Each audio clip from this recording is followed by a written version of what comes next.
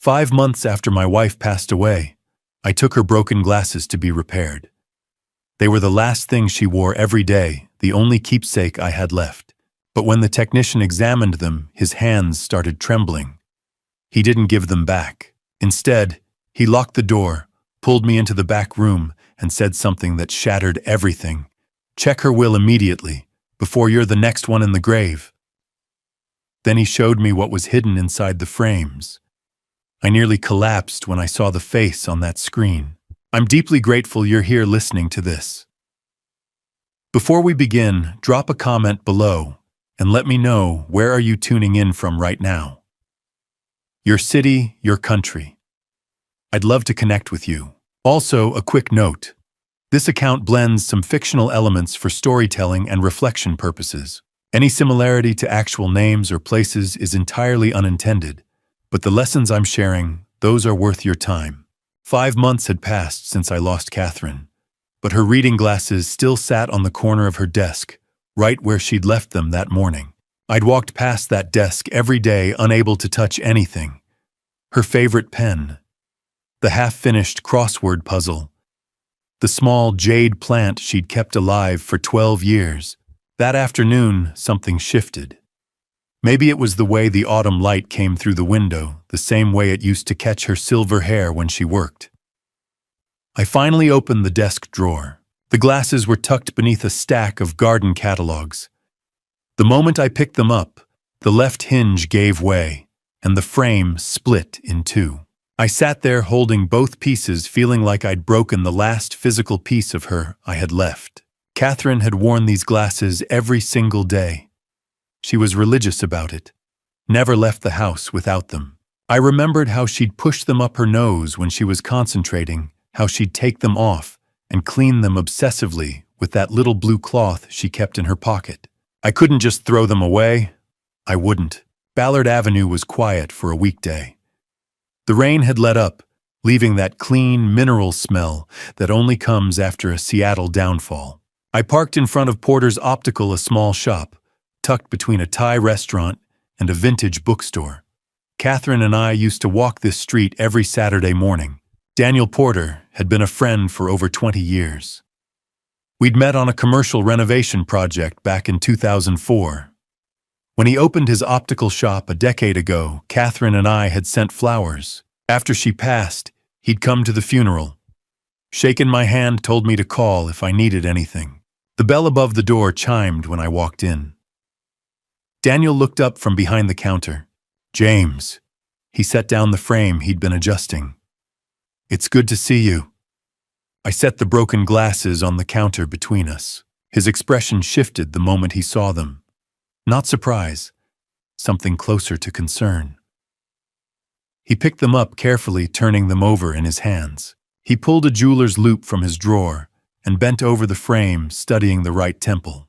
Then he stopped moving entirely. When he finally straightened up, he didn't look at me right away. He walked to the front door, flipped the sign to closed, and pulled the shade down over the glass. My stomach tightened. "Daniel, what's wrong?" He gestured toward the back room. "James, I think you need to see something, and I think you need to sit down first." I followed him past the display cases into a cluttered workshop.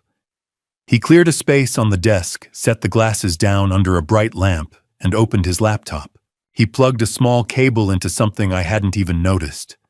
A tiny port hidden along the inner arm of the frame.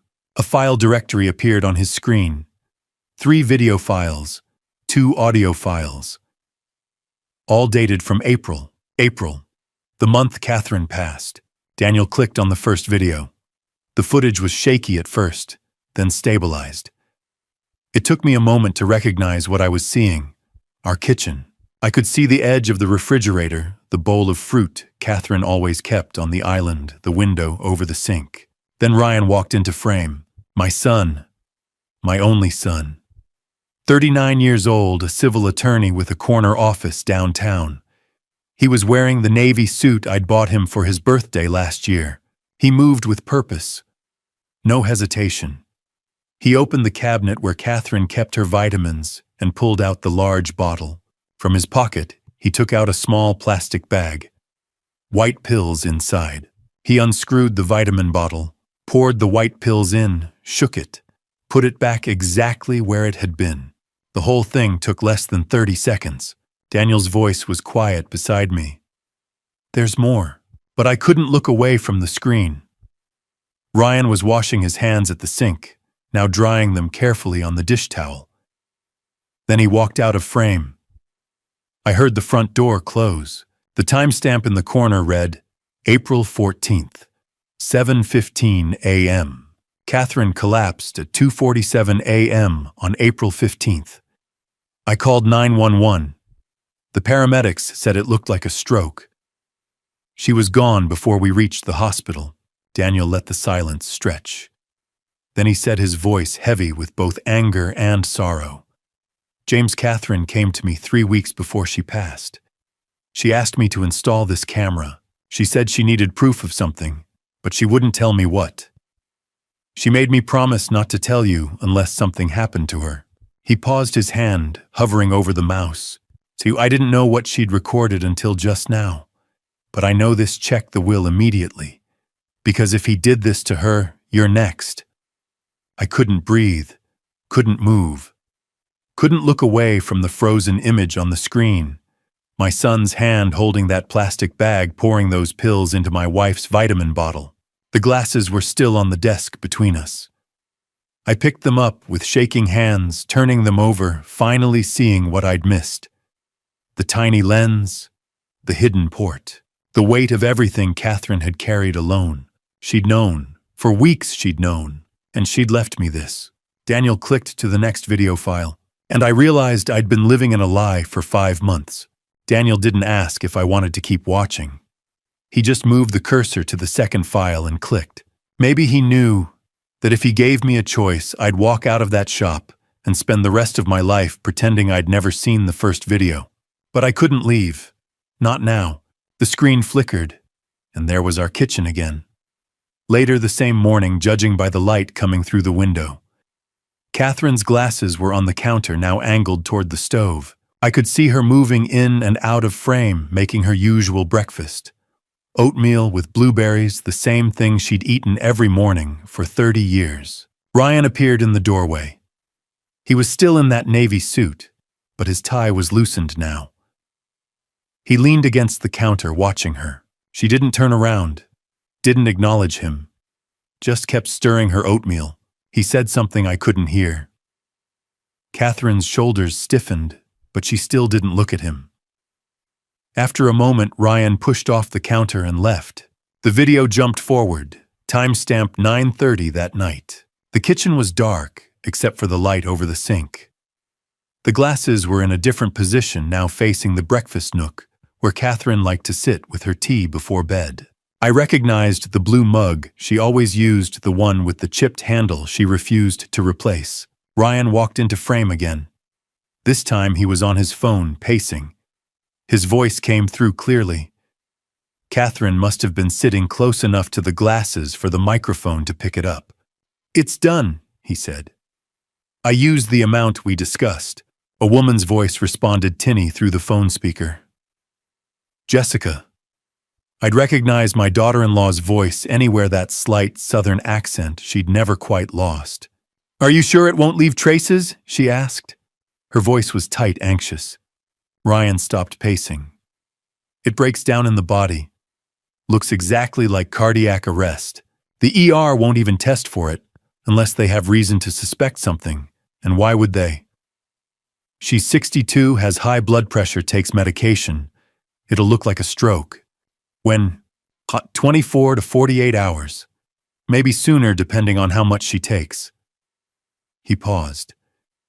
"It'll be quick, Jess. She won't suffer." There was a long silence.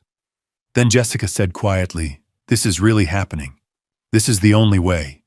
You know that. The casino isn't going to wait forever, and my name is on those debts too now. Once she's gone, we use the life insurance to clear everything, and we're free." "What about your father?" Ryan's laugh was cold. "He'll be devastated. Probably won't even think straight for months. I'll handle the estate, make sure everything's in order. He'll sign whatever I put in front of him." The call ended. Ryan stood there for a moment staring at his phone. Then he walked out of frame. The kitchen was empty again. Just Catherine's blue mug on the table, steam rising from the tea she'd never finish. I couldn't feel my hands. Couldn't feel anything, really. It was like someone had scooped out everything inside me and left just a shell sitting in that chair. Daniel reached over and paused the video. "There's one more," he said quietly. "You don't have to watch it." But I did. I had to see. He clicked the third file. Timestamp April 15th, 2:47 a.m. The kitchen light was on. Catherine's glasses were on the counter again, angled toward the table. I could see her sitting in the breakfast nook, her back to the camera. She was wearing her blue robe, the one I'd bought her for Christmas 2 years ago. She stood up, reaching for something on the counter. Her hand missed, grabbed at the air. Then she went down. I watched her collapse the way you watch a car accident in slow motion. Knowing what's about to happen, unable to look away, unable to stop it. She fell hard, her head hitting the edge of the table before she crumpled onto the tile floor. And then Ryan was there. He must have been in the hallway. He walked into frame, looked down at her, and checked his watch. He didn't kneel, didn't call out, didn't touch her. He just stood there watching his mother die on the kitchen floor, glancing at his watch every few minutes, like he was timing something. I counted. 12 minutes. 12 minutes of watching her lie there, not moving, barely breathing. 12 minutes of making sure. Finally, he pulled out his phone and dialed. His voice when he spoke was frantic, desperate. An Oscar-worthy performance. 911. "My mother. She's collapsed. I don't know what happened. Please, you have to send someone." The video ended. I sat there staring at the black screen. Daniel didn't say anything. What could he say? My son. My only son. The boy I'd taught to ride a bike, to throw a baseball, to tie a tie. The man I'd put through law school, celebrated with, at his wedding, bragged about to my friends. That man had watched his own mother take her last breaths and checked his watch to make sure she was really gone. Daniel's hand moved over the keyboard, then stopped. He pointed to something at the bottom of the screen. Another file. There's a voice memo here," he said. His voice was careful, gentle. "Recorded at 11:47 p.m. on April 14th, 3 hours before she collapsed." He looked at me. "Do you want to hear it?" I couldn't speak, could barely nod. Daniel clicked the file, and Catherine's voice filled the small room. I wasn't ready to hear her voice again. 5 months of silence, of walking past her empty chair at breakfast, of reaching for the phone before remembering she was gone. 5 months of learning how to live in a house that still smelled like her lavender hand soap. And now, here she was, speaking to me from 3 hours before she collapsed on that kitchen floor. James. Just my name. But the way she said it, soft, aching, full of something I couldn't name, made my chest tighten. Daniel sat beside me in the back room of his shop, his hand resting on the edge of the desk. He'd already seen the first video. Ryan pouring those white pills into Catherine's vitamin bottle. Now we were listening to the audio file time-stamped April 14th, 11:47 p.m., the last thing my wife recorded before she was gone. "If you're hearing this," Catherine's voice continued, trembling slightly, "then I'm not there anymore. And I'm so sorry, my love." I gripped the armrest of the chair. My knuckles turned white. "I need you to listen carefully, because I don't have much time. There's a safe deposit box at Pacific Northwest Bank, downtown branch.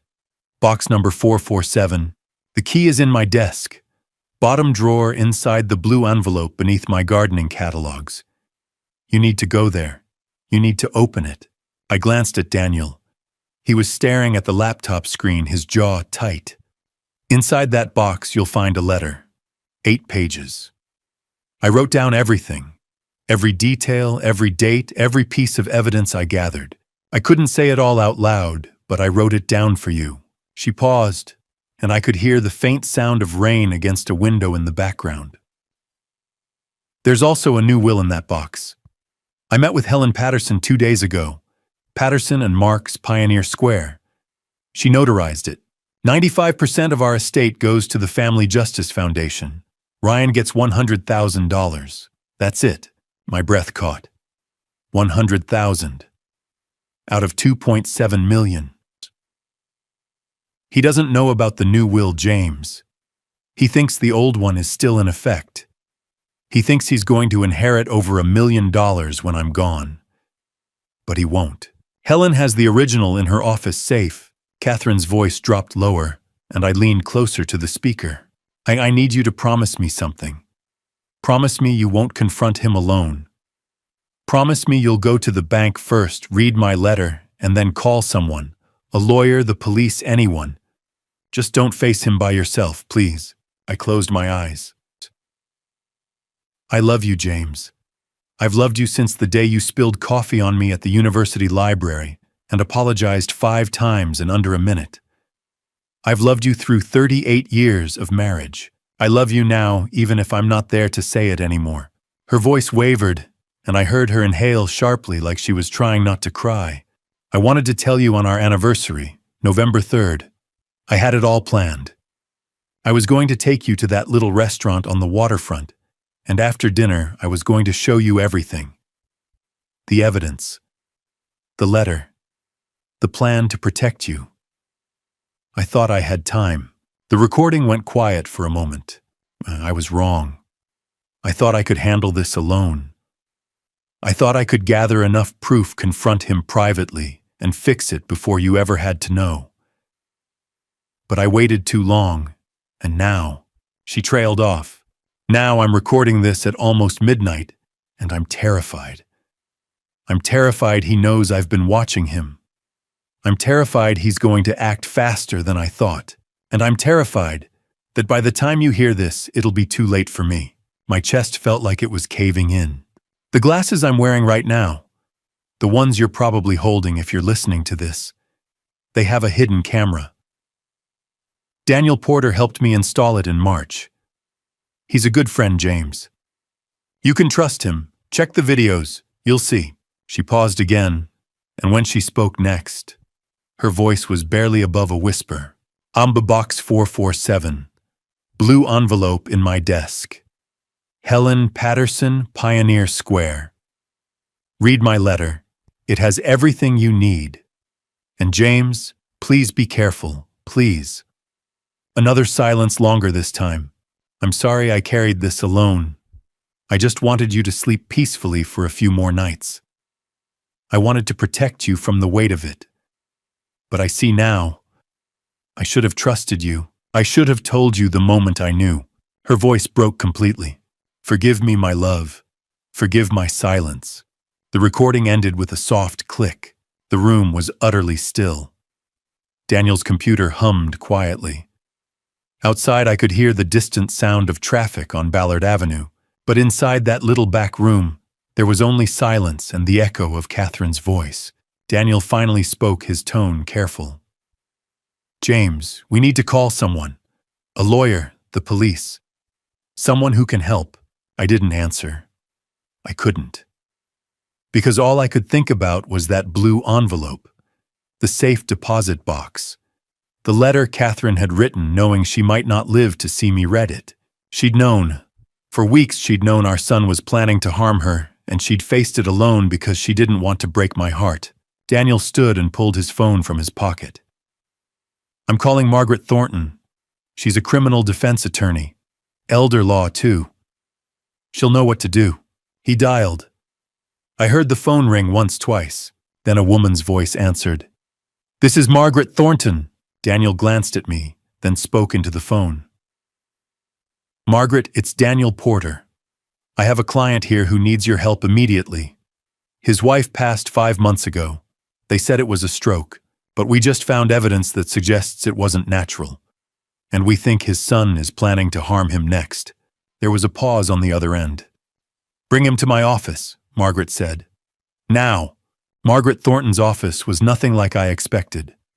No mahogany desk, no wall of leather-bound law books, no dramatic floor-to-ceiling windows overlooking Elliott Bay. Just a modest space on the 7th floor of a building in downtown Seattle, with practical furniture and a coffee maker that looked like it had seen better days. She was exactly what Daniel had promised when he'd handed me her card in the parking lot outside his shop, sharp, experienced, and someone who wouldn't waste my time with platitudes. That had been 2 hours ago. 2 hours of me sitting in my car, hands shaking too hard, to turn the key trying to figure out what to do next. 2 hours of staring at my phone knowing I should call Ryan, knowing I absolutely could not. Finally, I'd called the number on the card.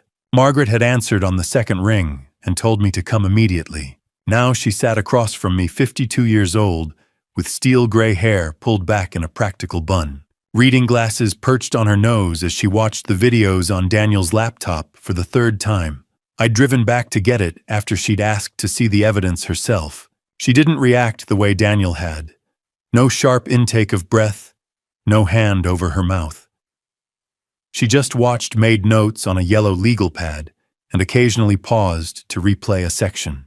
When Catherine's voice memo ended, Margaret removed her glasses and set them on the desk between us. "Mr. Mitchell, I need to ask you something, and I need you to be completely honest with me." I nodded, not trusting my voice. "Have you confronted your son about any of this? Have you called him, texted him, left any indication that you know?" "No. I came straight here after leaving Daniel's shop." "Good." She tapped her pen against the legal pad. "That decision may have saved your life." The words landed like a physical blow. "Your son is a civil attorney." She continued, her tone matter-of-fact. "He understands the legal system. He knows how evidence works, how investigations proceed, how to cover his tracks. The moment he knows you have this footage, this recording, he will move to destroy any remaining evidence and escalate his timeline for you." "Escalate his timeline," I repeated slowly. I mean if he thinks you're a threat, he'll act faster than he planned. Your wife gave you a tremendous gift with this evidence, but it's also put you in immediate danger." She flipped to a fresh page on her legal pad. "Shakis, here's what we're going to do. 6 steps. We follow them exactly, we don't deviate, and we don't tell anyone, including your son, what we're doing until we have everything locked down. Understood?" I nodded again. Step 1. You do not confront Ryan. You don't ask him about the money, about Jessica's debt, about the videos. Nothing. If he calls you, you keep the conversation light. If he wants to meet, you're busy. If he pushes you, have the flu. Whatever it takes to buy us time without raising suspicion. She wrote, "No contact, natural excuses," in sharp capital letters. Step 2. We petition for an exhumation of your wife's body. Your wife mentioned potassium chloride in her recording. That's the substance Ryan and Jessica discussed. It's commonly used in medical settings, mimics heart attack symptoms, and most importantly, it does leave traces in tissue if we know to look for it. Heart, muscle, liver, kidneys. A good forensic pathologist can find it even months later. My stomach turned. The thought of Catherine's grave being opened, her body being examined like evidence. "I know," Margaret said quietly, reading my expression. "But it's the only way to prove this wasn't a natural passing. Without that proof, everything else is circumstantial." She continued writing. Step 3. We hire a forensic accountant to trace every penny of that $680,000.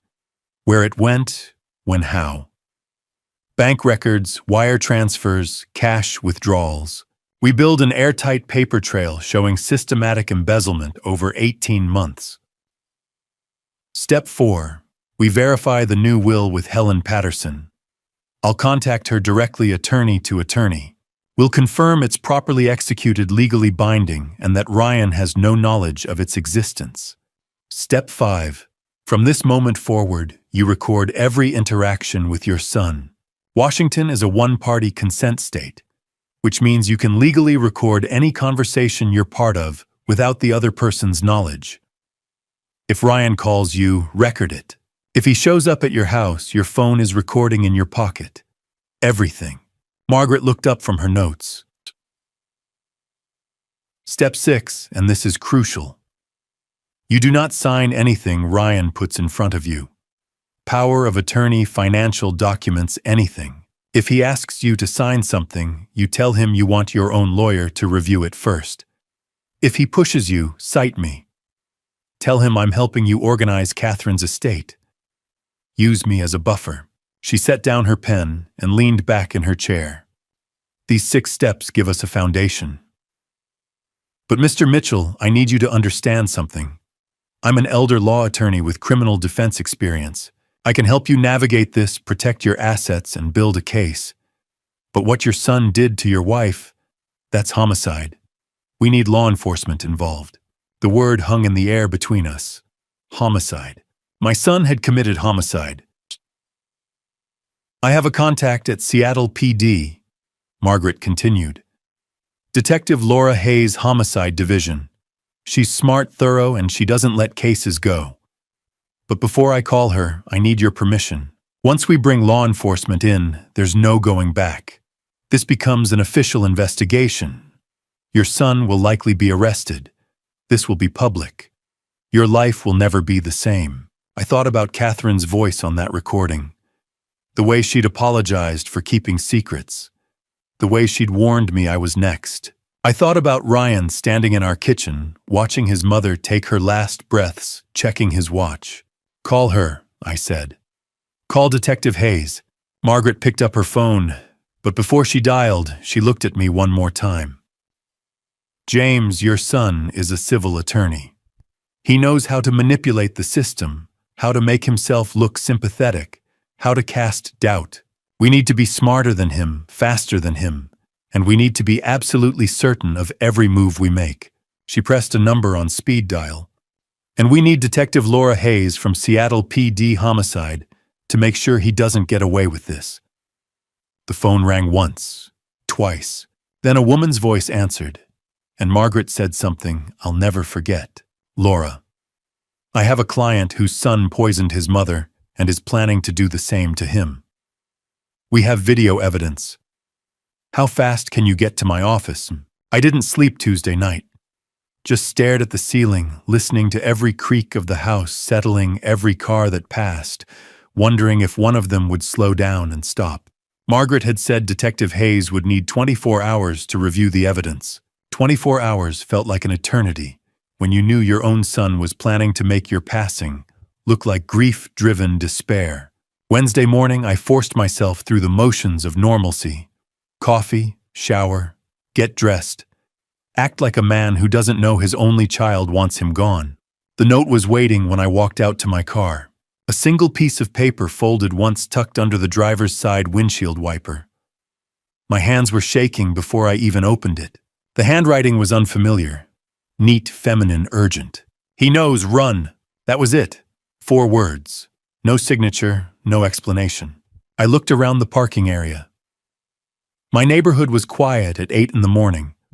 Most people already at work, a few retirees walking dogs in the distance. No one paying attention to me. But someone had been here. Someone knew what Ryan was planning.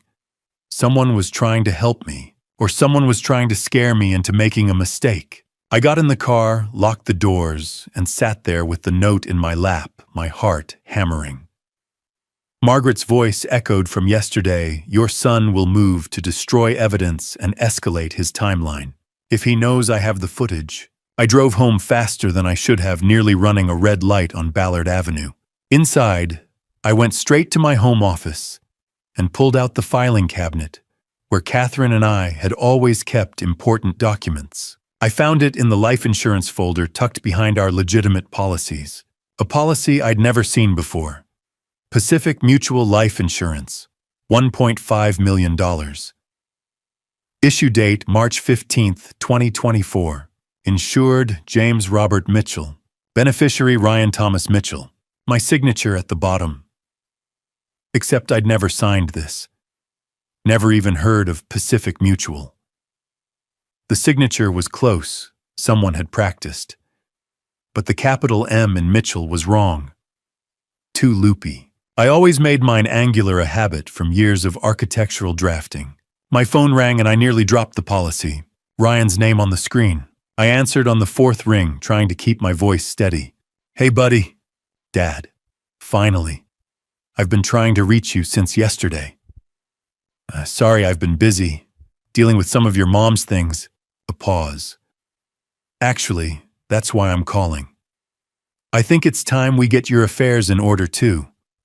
Power of attorney making sure I can access accounts if something happens. You're 64 now, Dad. We need to think about these things." My grip tightened on the phone. He was good. His voice was concerned, caring. The perfect, dutiful son. "I appreciate that, Ryan, but I'm not ready to think about that yet." "Dad, it's not about being ready. It's about being prepared. Mom's passing showed us how quickly things can happen. I don't want to be scrambling if you have a health emergency. I'll think about it. I'm coming over tonight. We'll go through the paperwork together. Just a few signatures." "Tonight's not good. Dad." His tone shifted slightly. Harder. "Mom would want you to do this. She'd want you to trust me. I'm your only son. Who else is going to take care of things if something happens to you?" There it was. The guilt. The manipulation. The same tactics he'd probably used on Catherine. I said, "I'll think about it, Ryan." "Fine, but I'm stopping by anyway. Around 7. We need to talk." He hung up before I could respond. I sat there staring at the fake insurance policy. I called Margaret. She answered immediately. "James, what's wrong?" "There was a note on my car this morning. He knows. Run." And I found a life insurance policy in my files. 1.5 million, my forged signature Ryan as beneficiary. And he just called, says he's coming tonight to get me to sign power of attorney documents. Silence. Then, "Get out of your house right now. Don't pack anything, don't wait. Drive to a hotel, pay cash, use a fake name if you have to. Turn off location services on your phone. Do not tell anyone where you're going, not even me. Margaret." James, listen to me. If Ryan is pushing this hard, this fast, it means he knows you're on to him. That note is from someone trying to warn you. We don't have 24 hours anymore.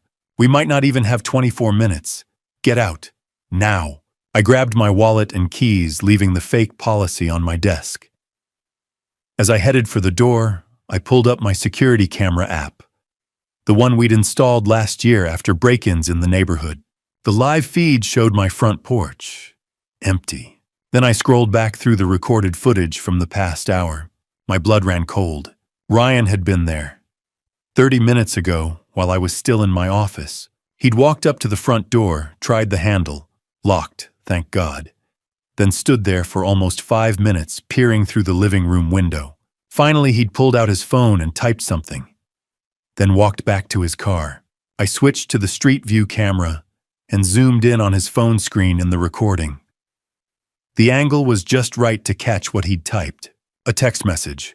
"He's not home. We need to move faster." I watched him send it. Watched him look back at my house one more time. Watched him drive away. My son had come to my house to find me, to corner me, to make me sign documents that would give him access to everything. Or maybe to do something worse. I grabbed my jacket and ran for my car, the warning note still crumpled in my pocket. He knows, run. And for the first time since finding Catherine's glasses, I did exactly that. I ran. I'd spent Wednesday night in a budget motel off Highway 99 paid cash under the name Robert Anderson and kept my phone turned off except to check messages every hour. The room smelled like stale cigarettes and industrial cleaner, but it had a deadbolt and a view of the parking lot, and that was all I needed. I didn't sleep, just watched car headlights sweep across the ceiling and thought about Ryan standing on my porch, peering through my living room window, texting someone that they needed to move faster. Thursday morning, Margaret had sent a single encrypted message. 8 a.m., my office. Bring nothing. Now I sat in that same chair across from her desk, and this time we weren't alone. Thomas Reed looked exactly like what he was, a man who'd spent 40 years following money trails that people desperately wanted hidden. 61 years old, gray suit, reading glasses on a chain, and a leather briefcase that had seen better decades. He set the briefcase on Margaret's desk and pulled out a report thick enough to be a novel. "Now 47 pages," he said. "But I can summarize if you'd prefer the version that won't make your head spin." "Summarize?" Margaret said. "We don't have time for the full audit." Thomas flipped to a page marked with a yellow tab, a spreadsheet covered in numbers, dates, and highlighted transactions. "Your family trust was established in 2006. Original funding was $1.8 million. By January 2023, it had grown to $2.4 million. He turned the page. "That's when the withdrawals started." I leaned forward, studying the spreadsheet. Rows and rows of transactions, each one highlighted in yellow. 23 withdrawals over 18 months. Thomas continued. Small enough to avoid triggering bank alerts. 20,000 here. 40,000 there. Always under 50,000 per transaction, always spaced at least 3 weeks apart. Textbook embezzlement strategy. He ran his finger down the column. "I've documented every single one. Wire transfers to 3 different accounts. 2 in Ryan's name, 1 joint account with Jessica Mitchell." My hands were flat on Margaret's desk, pressing down hard enough that my knuckles went white.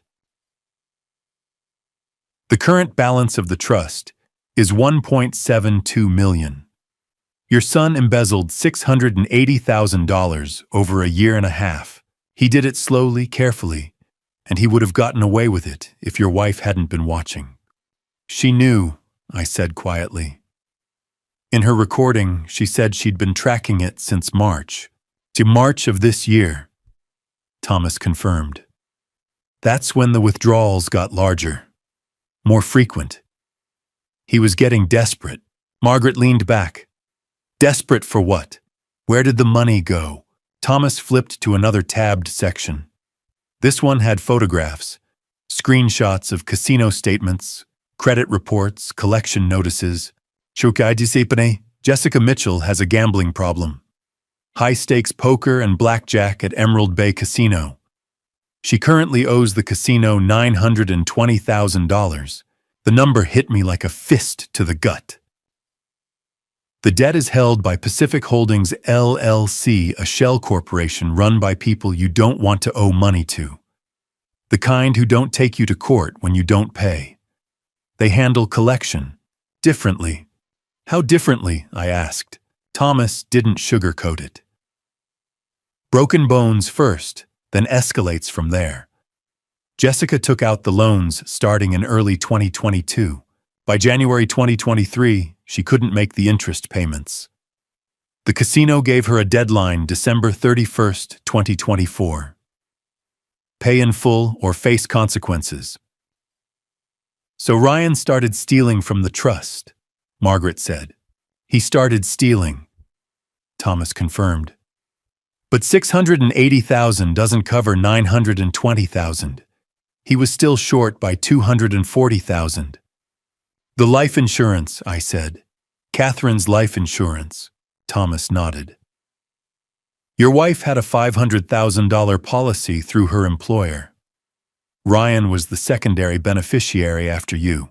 If something happened to her, and then something happened to you, shortly after he'd have access to that payout, plus whatever remained in the trust, plus your personal assets. More than enough to clear Jessica's debt and start overs." The pieces were falling into place with horrible clarity. Ryan had been planning this for over a year. And when stealing wasn't enough, he'd decided to make sure Catherine and I wouldn't be around to notice the missing money. "There's one more thing," Thomas said. He pulled out his phone. "I did some additional research into Jessica's gambling addiction. She's been attending Gamblers Anonymous meetings for about 8 months. I found her sponsor. Woman named Allison Ward, 38, works as a paralegal downtown. She's willing to talk to you." Margaret straightened.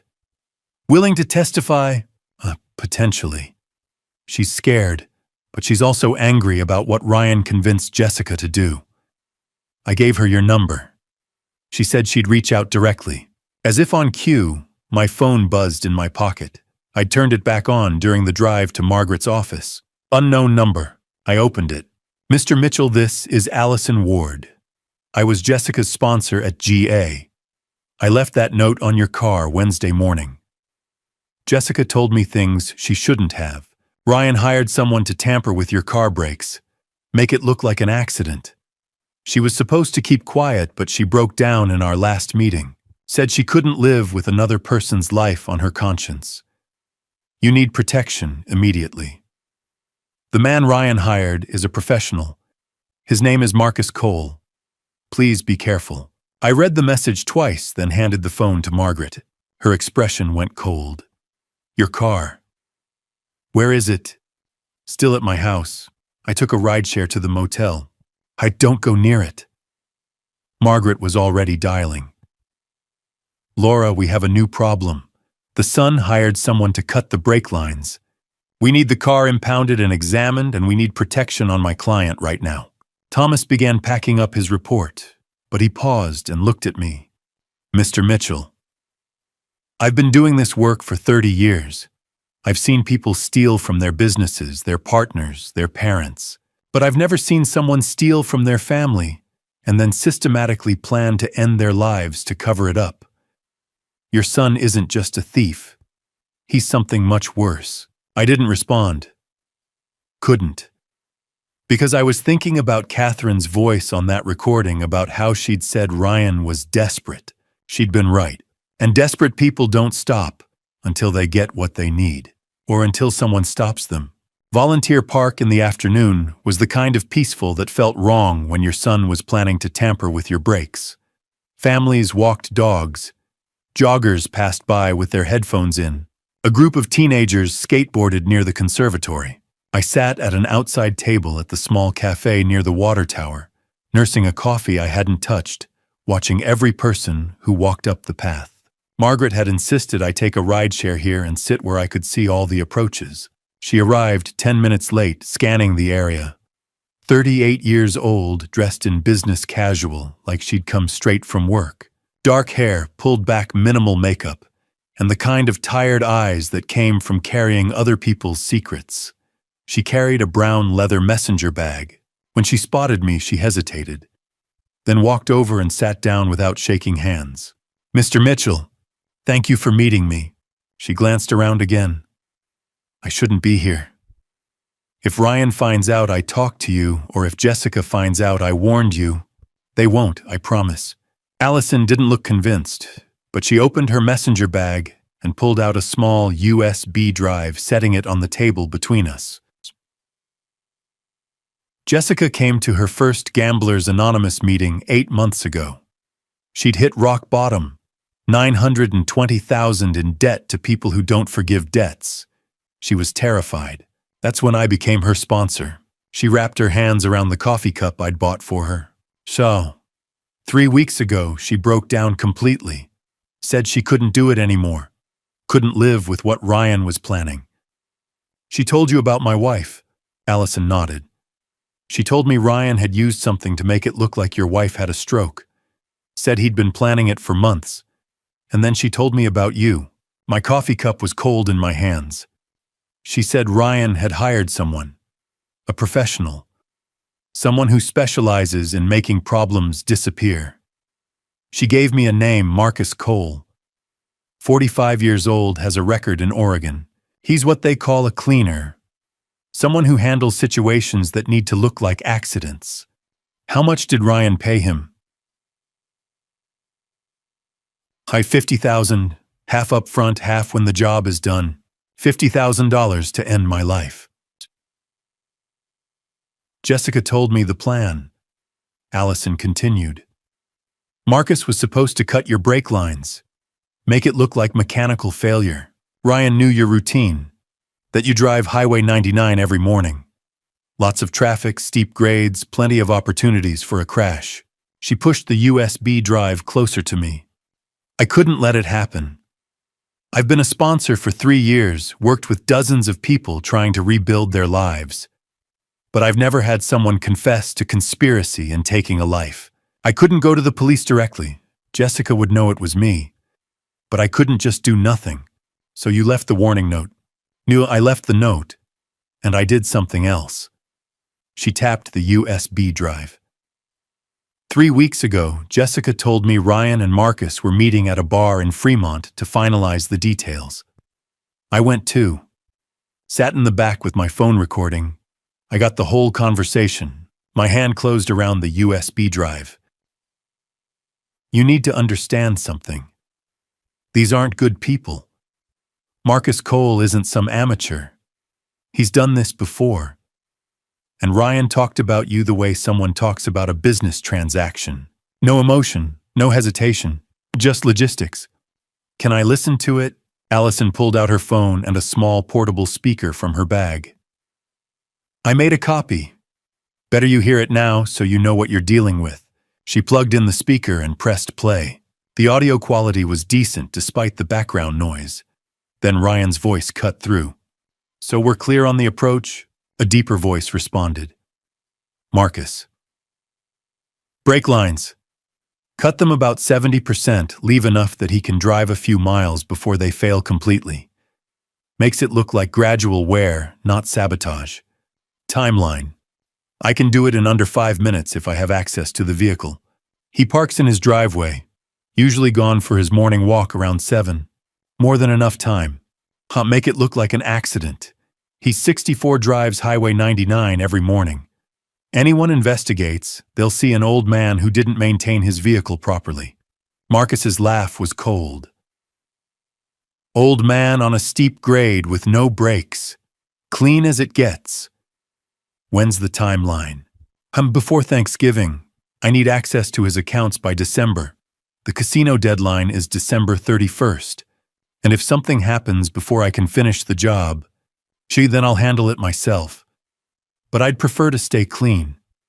That's what I'm paying you for. A pause. Then Ryan's voice again quieter, but still audible. Once both of them are gone, we're set for life. The trust, the life insurance, his personal assets. Everything. We clear Jessica's debt and we disappear for a while. Maybe Europe. The recording ended. I sat there staring at the speaker, unable to move. That was my son's voice. Planning my end the way someone might plan a vacation. Allison turned off the speaker and packed it away, giving me a moment. So Jessica is terrified, she finally said. She's hiding now. Motel 6 in Tacoma, room 214. Hasn't contacted Ryan in 2 days. He's been calling her non-stop. Will she testify? I don't know. She's scared of Ryan, scared of the casino, scared of going to prison. But she's also eaten up with guilt about your wife. Allison met my eyes. Mr. Mitchell, I left you that warning because I couldn't live with staying silent. I'm giving you this recording because you deserve to know exactly what your son is capable of. But if you use this, Jessica might run. And if Ryan finds out she talked or that I helped you, I picked up the USB drive and put it in my pocket. I have a detective I trust. She'll protect Jessica. And you. Will she? Because Marcus Cole is still out there, and Ryan still needs you gone. She stood up, shouldering her bag. Be careful, Mr. Mitchell. Your son talked about you like you were already in the ground. And people who talk like that don't usually change their minds. She walked away, disappearing into the afternoon crowd. I sat there alone, the USB drive heavy in my pocket. Ryan's voice still echoing in my head. Once both of them are gone, we're set for life. Not if I had anything to say about it. By the time I made it back to Margaret's office, the sun was starting to sink behind the downtown buildings, casting long shadows across 2nd Avenue. I'd taken 3 different ride shares to get there, changing drivers twice, watching every car behind me. The USB drive felt like it weighed 10 pounds in my pocket. Detective Laura Hayes was already waiting when I walked in. She stood by the window with her arms crossed, 45 years old, with the kind of presence that came from 2 decades working homicide. Short dark hair streaked with gray, no-nonsense pantsuit, and eyes that had seen everything. She didn't waste time on introductions. You have the recording. I handed her the USB drive. Margaret had already set up her laptop with external speakers, and Hayes plugged it in without sitting down. We listened to it again. Ryan's voice. Marcus's voice. The clinical discussion of break lines and timelines and making my passing look like mechanical failure. Once both of them are gone, we're set for life. When it ended, Hayes ejected the USB and held it up to the light. "This is admissible," she said finally. "Audio quality as decent context is clear. Your source willing to testify about how she obtained it." "She's scared," I said. "But yes." Hayes nodded, then pulled out her phone. "Marcus Cole, 45. I ran him through the system after Margaret called me earlier. He's got 2 priors in Oregon, 1 assault, 1 tampering. Neither stuck. Witnesses recanted and the first case evidence disappeared in the second. Classic. Classic what? So classic professional. The kind who knows how to make problems go away without leaving fingerprints. If your son hired Marcus Cole, he didn't pick an amateur." She sat down across from me, her expression serious. "I've been a homicide detective for 19 years. I've worked cases where family members took each other's lives over money, over property, over petty grudges. But this is premeditated, calculated, and ongoing. Your son didn't just plan your wife's passing. He's planning yours. And he hired someone to do it for him." Margaret leaned forward. "What do we need to proceed?" "We need to prove Catherine Mitchell's passing wasn't natural. Right now we have video evidence of Ryan tampering with her vitamins, his voice discussing a substance that mimics cardiac arrest, and his wife's sponsor testifying about a confession. That's strong, but it's circumstantial until we have physical proof." "The exhumation," I said quietly. Hayes met my eyes. "The exhumation. I know this isn't easy, but it's the only way to prove what your son did. If Catherine was dosed with potassium chloride, the way the recording suggests, traces will remain in her tissue. Heart, muscle, liver, kidneys. A good forensic pathologist can detect it even months later." My throat was tight. The thought of Catherine's grave being opened. "I'll make it as dignified as possible," Hayes said. "Evergreen Cemetery early morning before public hours. Just the pathologist, myself, and the necessary technicians. You don't have to be there." "When?" "I need a court order first. Margaret's already drafted an emergency petition to King County Superior Court. If we can get it in front of a judge tonight, we can have the order signed by midnight and proceed at first light." Margaret was already on her phone. "Judge Patricia Holloway owes me a favor. She'll see us." Things moved quickly after that. Margaret left to file the petition in person. Hayes made a series of calls to the medical examiner's office, to Evergreen Cemetery, to her captain at Seattle PD. I sat in Margaret's office and tried not to think about what Friday morning would look like. An hour later, Margaret returned with a signed order. Judge Holloway had reviewed the evidence and deemed it sufficient for emergency exhumation. Friday, 6 a.m. Hayes checked her watch. "Forensic pathologist will meet us at Evergreen at 0600. We'll extract tissue samples, send them to the state lab for toxicology screening. Results will take about 72 hours for preliminary. But if there's potassium chloride present at the levels your son discussed, we'll know fast. And then we arrest him. Conspiracy to commit homicide, tampering, embezzlement, insurance fraud. We'll bring Marcus Cole in too. But first, Mr. Mitchell, we need to keep you alive long enough to see justice happen." She pulled out a card and slid it across the table. "Protective custody, starting tonight. 2 officers outside whatever location you choose. 24/7 coverage until we have Ryan and Marcus in custody." Margaret pulled out a file folder. "There's something else." In Catherine's voice memo, she mentioned a safe deposit box at Pacific Northwest Bank. "We need to access it before Ryan realizes we're moving on him." Hayes looked up. "What's in the box?" "I don't know," I admitted. "She said to check it. Then we go first thing tomorrow morning." Before the exhumation, before Ryan knows we're taking action. Hayes stood up. Mr. Mitchell, from this moment forward, you're not alone in this. You have the full weight of Seattle PD homicide behind you. We're going to prove what your son did to your wife, and we're going to stop him from doing it to you. She checked her phone, then her expression shifted. What? I asked. Ryan Mitchell called the station 40 minutes ago. Said he was concerned about his father hasn't been able to reach him. Pretending to be the worried son, my blood ran cold. He knows something's wrong, Hayes said. He knows you're avoiding him, which means we're running out of time. She looked at me, her expression hard. Tomorrow morning at 0600, we'll know what your son did to your wife. Tonight, you're under full protection. But if Ryan called the station asking about you, that means he's getting desperate. Margaret's office suddenly felt very small. Where do I go? I asked. Hayes was already typing. Safe house. Officers are en route now. We leave in 5 minutes. As we stood to go, Margaret touched my arm. Catherine's safe deposit box. Whatever's in there, she wanted you to find it before Ryan could. We'll get it tomorrow, first thing. I nodded, but I was thinking about Hayes's words. Tomorrow at 6 a.m. we'll know. After 5 months of questions, 5 months of grief I couldn't name, because I hadn't known it was grief mixed with betrayal, I would finally have proof. Catherine hadn't just collapsed from a stroke. Our son had ended her life, and tomorrow we'd prove it.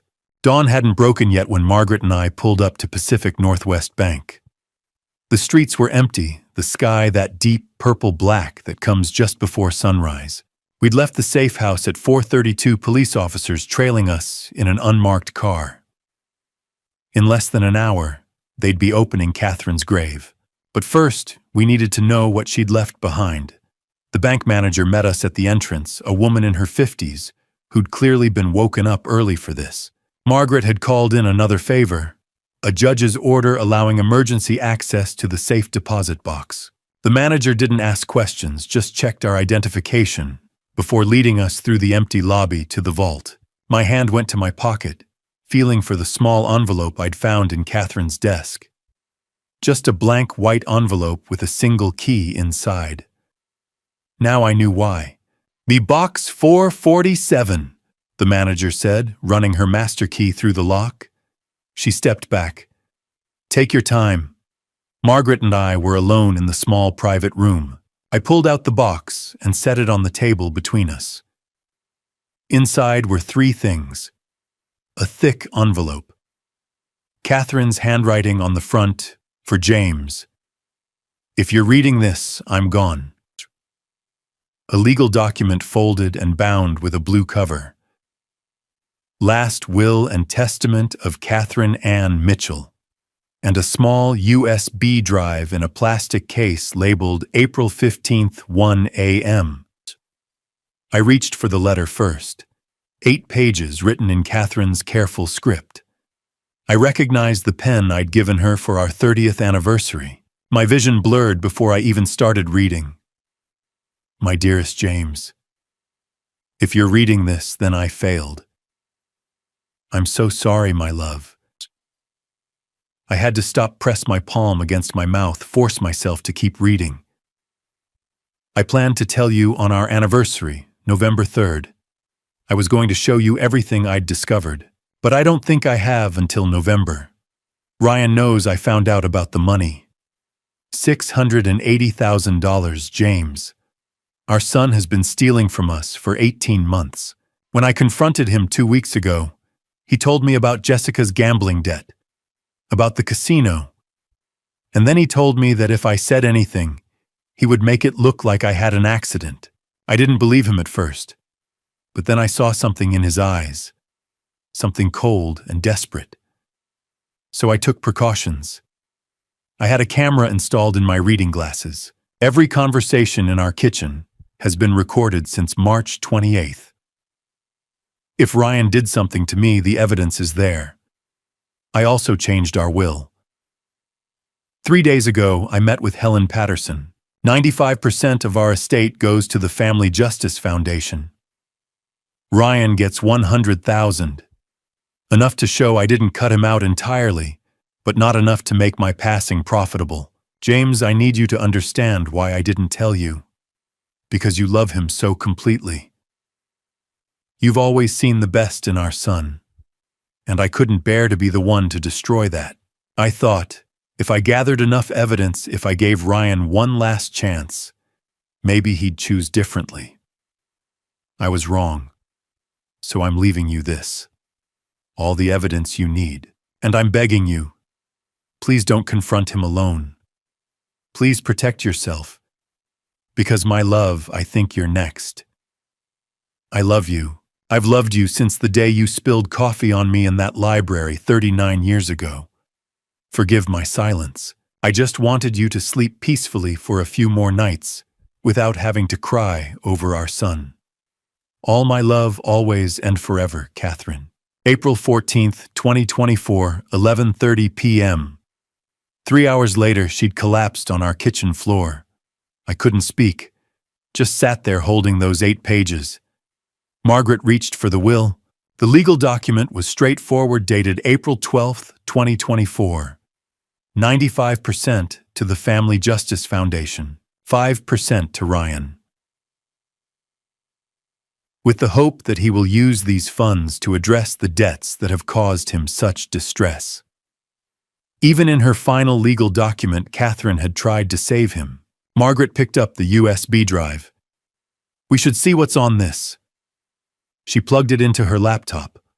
One audio file, timestamped 1:04 a.m. April 15th, 2024. Ryan's voice came through clearly. It's done. She took the vitamins around 11. Should be feeling the effects any time now. Jessica's voice, tearful. What if someone figures it out? They won't. It'll look like a stroke. And even if they do run tests, potassium chloride breaks down. It's hard to detect unless someone specifically tests for it. What about the will, already handled? Tomorrow after the funeral home picks her up, I'll go through her desk. I'll make sure the old will is the only one anyone finds. James will want to see it. Dad will be a mess. Trust me. And by the time he asks about paperwork, it'll be too late. The estate will be settled, and we'll be clear. A pause. Then Jessica quietly, I can't believe we're doing this. We don't have a choice. And Dad, he's got to go too, eventually. The life insurance, the trust. Once both of them are gone, we're set for life. The recording ended. Margaret ejected the USB. He swapped the wills. He thought this copy didn't exist. He thought her passing erased everything she'd done to protect you. I was still holding Catherine's letter. Forgive my silence. I just wanted you to sleep peacefully a few more nights without crying over our son. She knew, I whispered. She knew he was going to do it, and she still tried to save him. Margaret carefully packed everything back. Catherine built you a roadmap. Everything you need to prove what Ryan did to stop him, to make sure her real wishes were honored. I checked my watch, 5:45. In 15 minutes, they'd be opening her grave. Margaret put her hand on my shoulder. She loved you very much. She died alone on our kitchen floor, and I was asleep upstairs. She made sure you'd know eventually. She made sure Ryan wouldn't get away with it.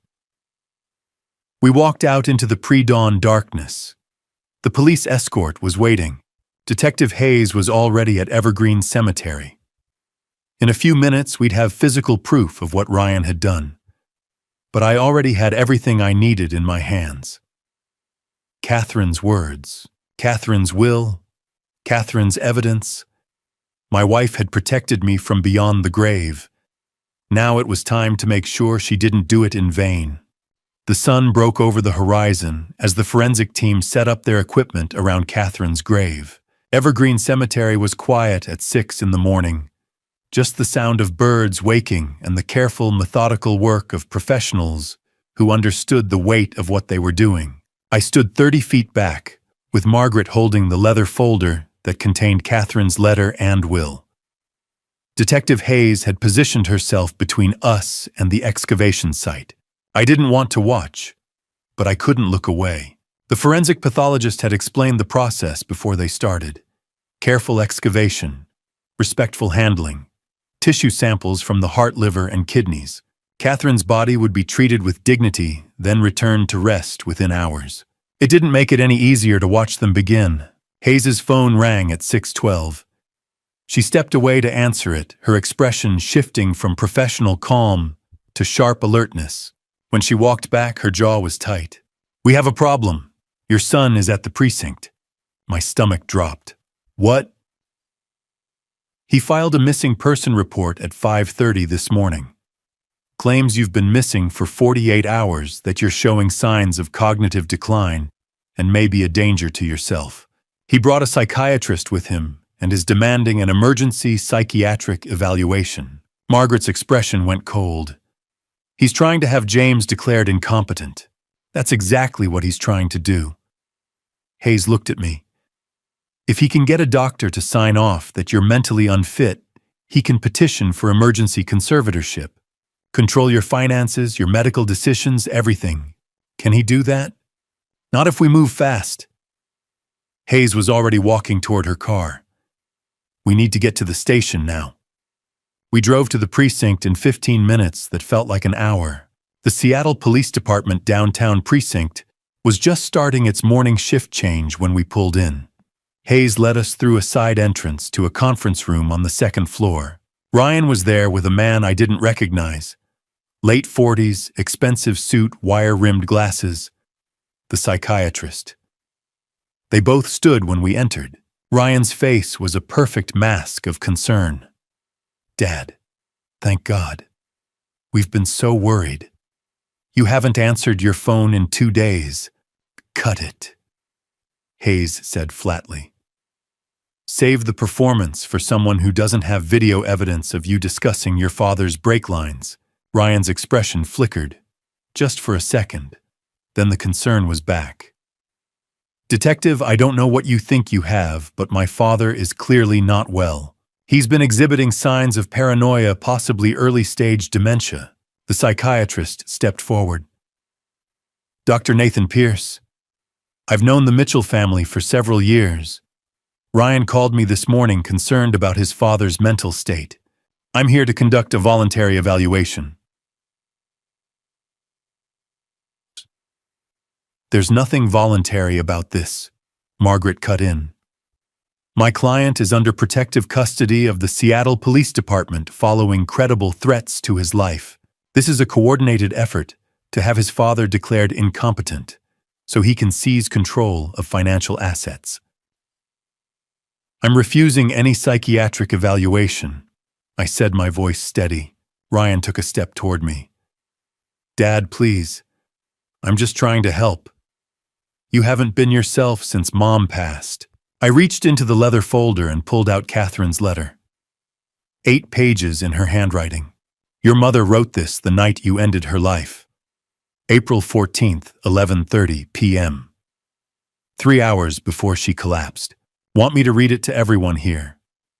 The part where she says you threatened her, or the part where she warns me that you're planning to do the same thing to me?" Ryan went very still. I set the letter down and pulled out the will. "Or maybe we should discuss the will you tried to hide. The one where your mother left 95% of our estate to charity. The will you thought you destroyed." Dr. Pierce was looking between Ryan and me, confused. "Ryan, what is he talking about? Or?" Hayes said, pulling out her phone. "We could play the recording of you and Marcus Cole discussing how to cut Mr. Mitchell's brake lines. That one's particularly compelling." Ryan's mask finally slipped. His face went blank, calculating. "I want my attorney." "You're going to need one," Hayes said. She turned to Dr. Pierce. "Doctor, how much did Ryan pay you to come here this morning?" Dr. Pierce stiffened. The silence stretched. Finally, $15,000. Why did you write a psychiatric evaluation before you ever saw my client? No. Another pause. Ryan provided me with background information. I drafted a preliminary assessment based on that information, yes. Nihon. An assessment declaring James Mitchell mentally incompetent. A recommendation for emergency conservatorship pending full evaluation. Hayes looked at her officers. Detain Dr. Pierce for questioning. Potential conspiracy fraud, false medical documentation. Ryan watched his friend being led away, then turned back to us. His expression was cold, now the mask completely gone. You can't prove anything. We're exhuming your mother's body right now, Hayes said. By this afternoon, we'll have tissue samples. By Monday, we'll have toxicology results showing exactly what you put in her vitamins. It's over, Ryan. For a long moment, Ryan just stared at me. Then he said very quietly, "You're really going to do this. You're going to destroy your own son." "And you destroyed yourself," I said. "The day you put that substance in your mother's vitamins." Ryan turned and walked out without another word. Hayes made a call, instructing officers to follow him. I sank into a chair, suddenly exhausted. Margaret's phone buzzed. She glanced at the screen, then her face went pale. It's a text, from a number I don't recognize. She showed me the screen. "This is Jessica Mitchell. Marcus is coming to the motel tonight. Ryan told him I'm a liability. He's going to make it look like I ended my own life from guilt. I can't run anymore. Please help me." Hayes read it over my shoulder, then swore under her breath. "Motel 6, Tacoma room 214. "How fast can we get there?" Margaret asked. Hayes was already moving. 45 minutes if we push it. Or Ryan panicked and told Marcus to move faster, I said. If he's desperate enough to try the psychiatric trap, he's desperate enough to eliminate anyone who can testify against him. Hayes pulled out her radio. "I'll get Tacoma PD to do a welfare check. We bring Jessica in, put her in protective custody, and wait for the toxicology results. Then we arrest Ryan and Marcus simultaneously." We left the precinct as the morning sun climbed higher. Somewhere in Evergreen Cemetery, they were collecting evidence from Catherine's body. Somewhere in Tacoma, Jessica was hiding. And somewhere Ryan and Marcus were regrouping. But for the first time in days, I felt like we were a step ahead. Catherine had given us the roadmap. Now we just had to follow it to the end. By 6 that evening, Jessica Mitchell was sitting in a witness protection safe house on the north side of Seattle, wrapped in a blanket, despite the room being warm, shaking like she'd never stop. Hayes and her tactical team had pulled Jessica out of the Tacoma motel at noon. They'd moved her through the back, into an unmarked van, and straight to a secure location where Ryan and Marcus couldn't reach her. Now she sat across from me in a small conference room, Margaret on one side, Hayes on the other, and 2 officers stationed outside the door. She looked nothing like the woman I'd met at Ryan's wedding 5 years ago. The Jessica had been confident, charming, always laughing. This Jessica was hollowed out, her eyes red from crying. "I'm sorry," she said for the 5th time. "I'm so sorry about Catherine. I never thought he'd actually do it. I thought he was just venting, trying to scare me into finding another way to handle the debt." Margaret's voice was measured. "Jessica, we've offered you full immunity in exchange for your complete cooperation. That means testifying against Ryan and answering every question truthfully. Do you understand?" "Yes." "Then tell us everything. The plan for tomorrow morning. Every detail." Jessica took a shaky breath. "Marcus is supposed to meet Ryan at 5:30 tomorrow morning. At your house." She looked at me. "Ryan had a spare key made 6 months ago. My house. The place Catherine and I had lived for 23 years. Where she'd collapsed on our kitchen floor." "What's the plan?" Hayes asked. "Marcus is going to make it look like James took too many pills. Sleeping medication maybe mixed with alcohol. They're going to stage it like a suicide. A widower who couldn't handle the grief of losing his wife." The room went very quiet. Ryan will show up later, Jessica continued. Around noon. He'll call the police, say he'd been trying to reach his father all morning and got worried. He'll be the devastated son who just lost both his parents within 6 months. No one will question it. How do you know all this? Margaret asked. Ryan told me. 2 nights ago when I said I couldn't do it anymore. He said it was too late to back out now, that if I tried to run or talk, Marcus would take care of me the same way. Hayes leaned forward. Jessica, has Ryan discussed any contingency plans? Then Ryan does it himself. He has pills in his car. He said one way or another it has to happen this weekend before the toxicology results come back. He knows you're looking into Catherine's passing. He knows time is running out. Hayes pulled out a notepad. Here's what we're going to do. Mr. Mitchell, you're going to be in your house tomorrow morning at 5 a.m. We wire you up. Recording device, GPS tracker, panic button. You'll be sitting in your living room when Ryan arrives. You want me to confront him. I want you to give him the opportunity to confess. Keep him talking. Ask him questions. Let him think he's got you cornered. People like Ryan, intelligent, arrogant, they can't help themselves. They want you to know how clever they've been. And if he doesn't confess, Margaret's expression was grim.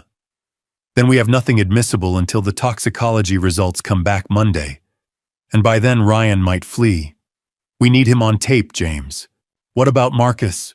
We'll have 6 officers positioned in houses around yours. The moment Ryan or Marcus makes a move toward you, we're 10 seconds away. Jessica spoke up quietly. Marcus won't come inside until he's sure it's safe. Ryan will go in alone first. Then that's when we get Ryan's confession, Hayes said. Before Marcus enters, we arrest Ryan inside, then take Marcus when he approaches. And if something goes wrong, I asked. Hayes met my eyes. Then you hit the panic button and we breach the house. But I have to be honest with you. This is high risk.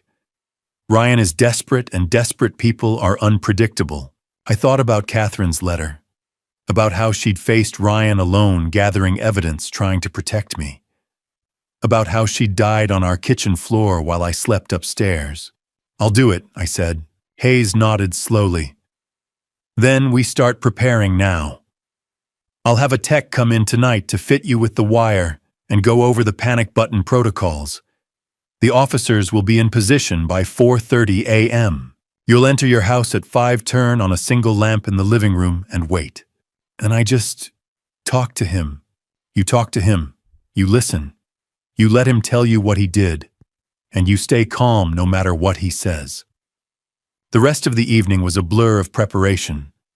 A tech fitted me with a wire so small I could barely feel it tucked into my collar. The GPS tracker went into my shoe. The panic button looked like a car key fob. 3 clicks, the tech explained. Click 3 times fast, and every officer knows you need immediate extraction. I tried to sleep, but couldn't. Just lay in the spare bed at the safe house, staring at the ceiling, thinking about tomorrow. At 4:30 a.m., Hayes drove me home. The street was dark, quiet. My neighbors' houses looked ordinary, but I knew 6 officers were inside watching, waiting. Hayes pulled up 2 houses down. You walk from here. Go in through the front door like normal. 1 lamp in the living room. Sit where we can see you through the window. And James, whatever happens, we're right there. You're not alone. I walked to my house in the pre-dawn darkness. Used my key. Stepped inside. Everything was exactly as I'd left it days ago. Catherine's reading glasses still on her desk. The coffee mug I'd forgotten to wash. The house where we'd built a life, raised a son, grown old together. The house where that son had ended her life. I turned on the lamp by the couch. Sat down in the chair facing the window. Checked the wire, the GPS, the panic button. 5 a.m. The house was completely silent, except for the clock ticking in the kitchen. I waited. 5:15, 5:30, 5:45. At 5:52, I heard it. The sound of a key sliding into the lock.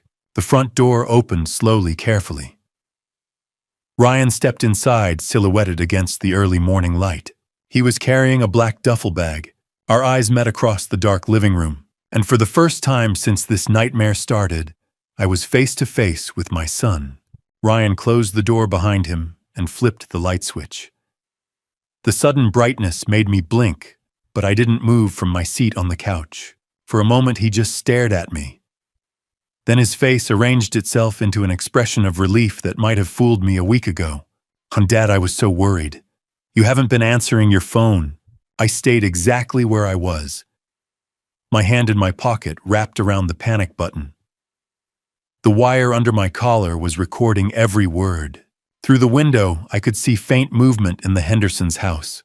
Hayes and her team watching. I know about the $680,000, Ryan. I know about Jessica's debt. I know about Marcus. The relief on his face evaporated. He stood very still. Then he laughed. A cold, empty sound. So who told you, Allison, or did Jessica finally crack? He shook his head. Doesn't matter. You're here. That's what matters. He knelt down and unzipped the black duffel bag slowly. When he looked back up at me, the mask was completely gone. Do you want to see what I brought? He started pulling items out one by one, setting them on the coffee table. A bottle of sleeping pills. Prescription label torn off. A syringe still in its sterile packaging. A coil of rope. Latex gloves. A bottle of whiskey. This is what grief looks like, Dad. A 64-year-old widower who couldn't handle losing his wife. Too many pills, maybe some alcohol. You leave a note. I already wrote it in your handwriting. Says you can't live without Mom. Very touching. I couldn't speak. This was the boy I'd taught to ride a bike. My only son. You look shocked, Ryan said, pulling on the latex gloves. You shouldn't be. You're the one who started investigating. You couldn't just accept that Mom had a stroke and move on. She didn't have a stroke. No. Ryan agreed. She didn't. Mom found out about the trust money in March. Started documenting every withdrawal. She confronted me 3 weeks before she passed.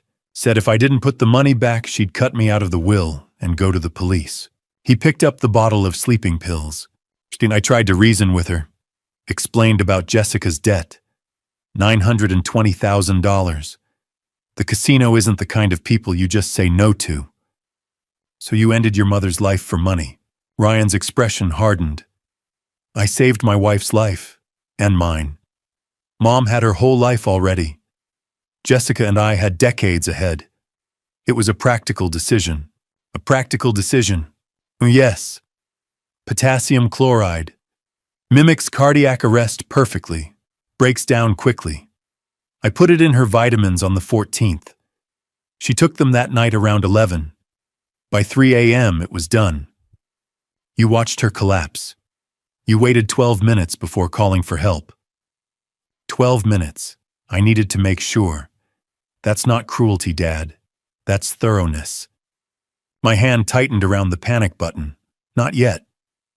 Hayes had said to let him talk. And the will. Mom drew up a new will, leaving 95% to charity. Only gave me $100,000. So the day after the funeral, while you were upstairs crying, I went through her desk, found the new will and destroyed it. Replaced it with the old one. The one that leaves me $1.5 million. Except she had another copy. In a safe deposit box. Ryan's eyes narrowed. Doesn't matter now. By the time anyone finds it, you'll be gone too, and I'll have settled the estate. He stood up, holding the bottle of pills and the syringe. You're going to take these pills. All of them. If you cooperate, it'll be painless. If you don't, I use the syringe. Either way, you'll be unconscious. Then I wait 30 minutes, come back and discover you. He took a step closer. This one's on you. You could have signed the power of attorney. Could have stayed out of it. But you had to dig. You had to find those glasses. He stopped. The glasses. Where are Mom's glasses? His eyes went wide. The camera.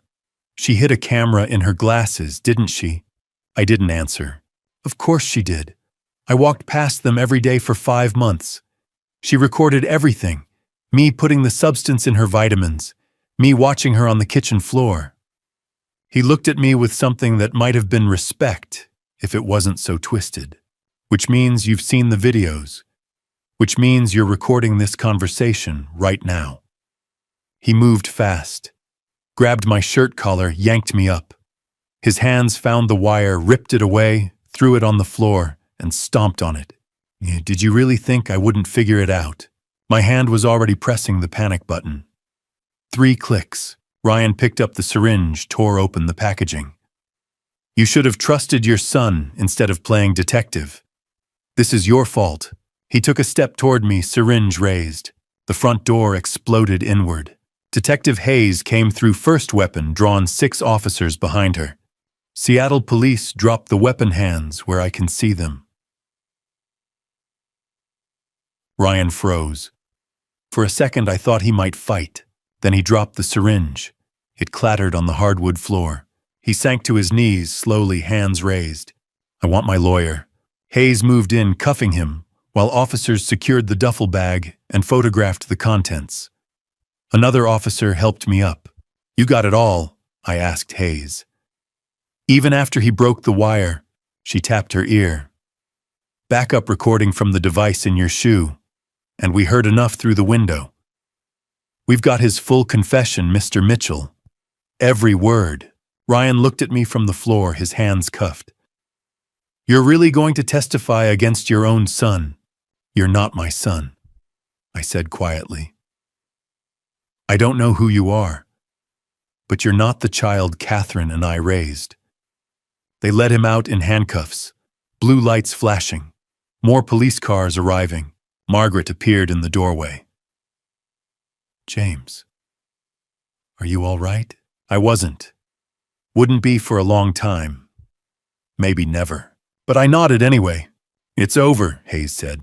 As they cleared my house, collecting evidence, I stood in my living room and looked at everything Ryan had brought.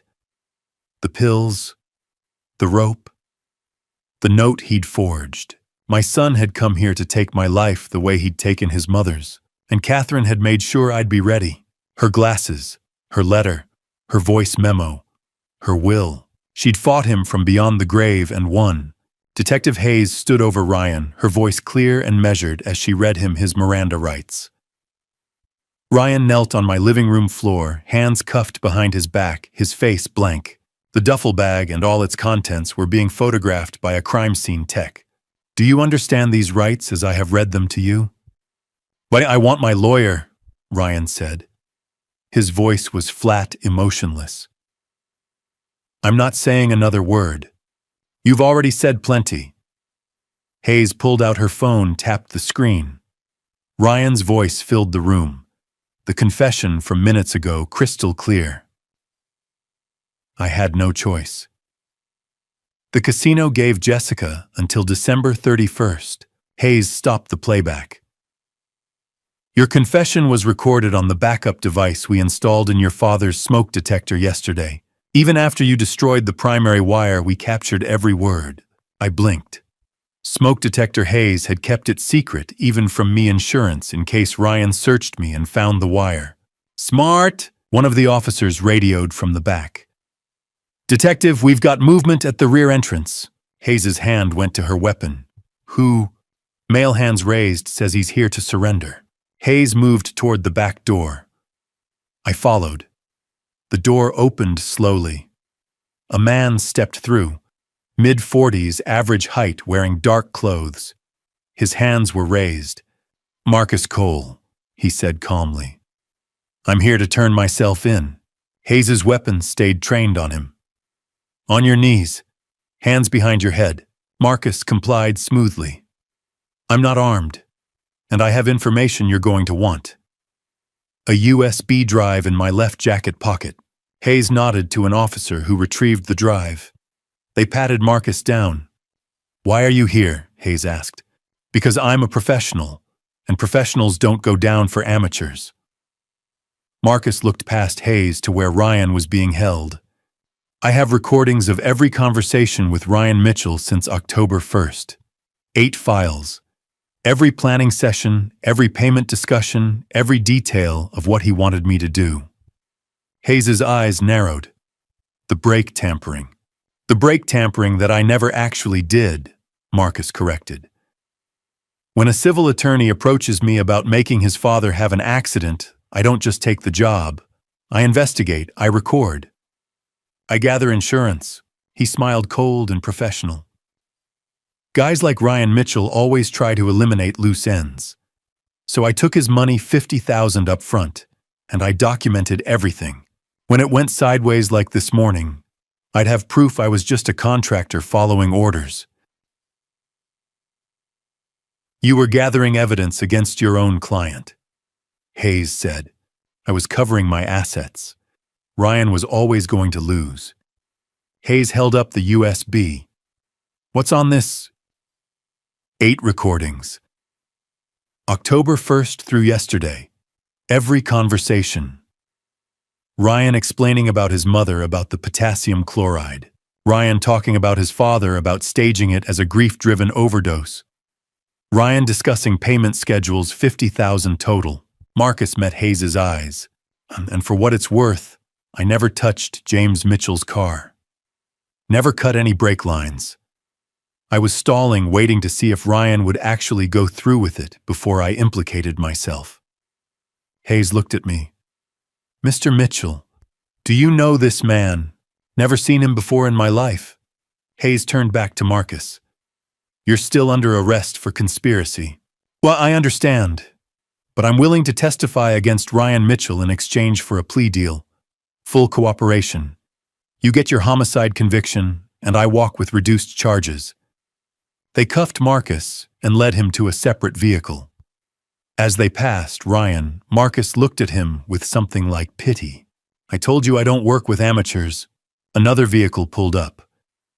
Jessica escorted by officers.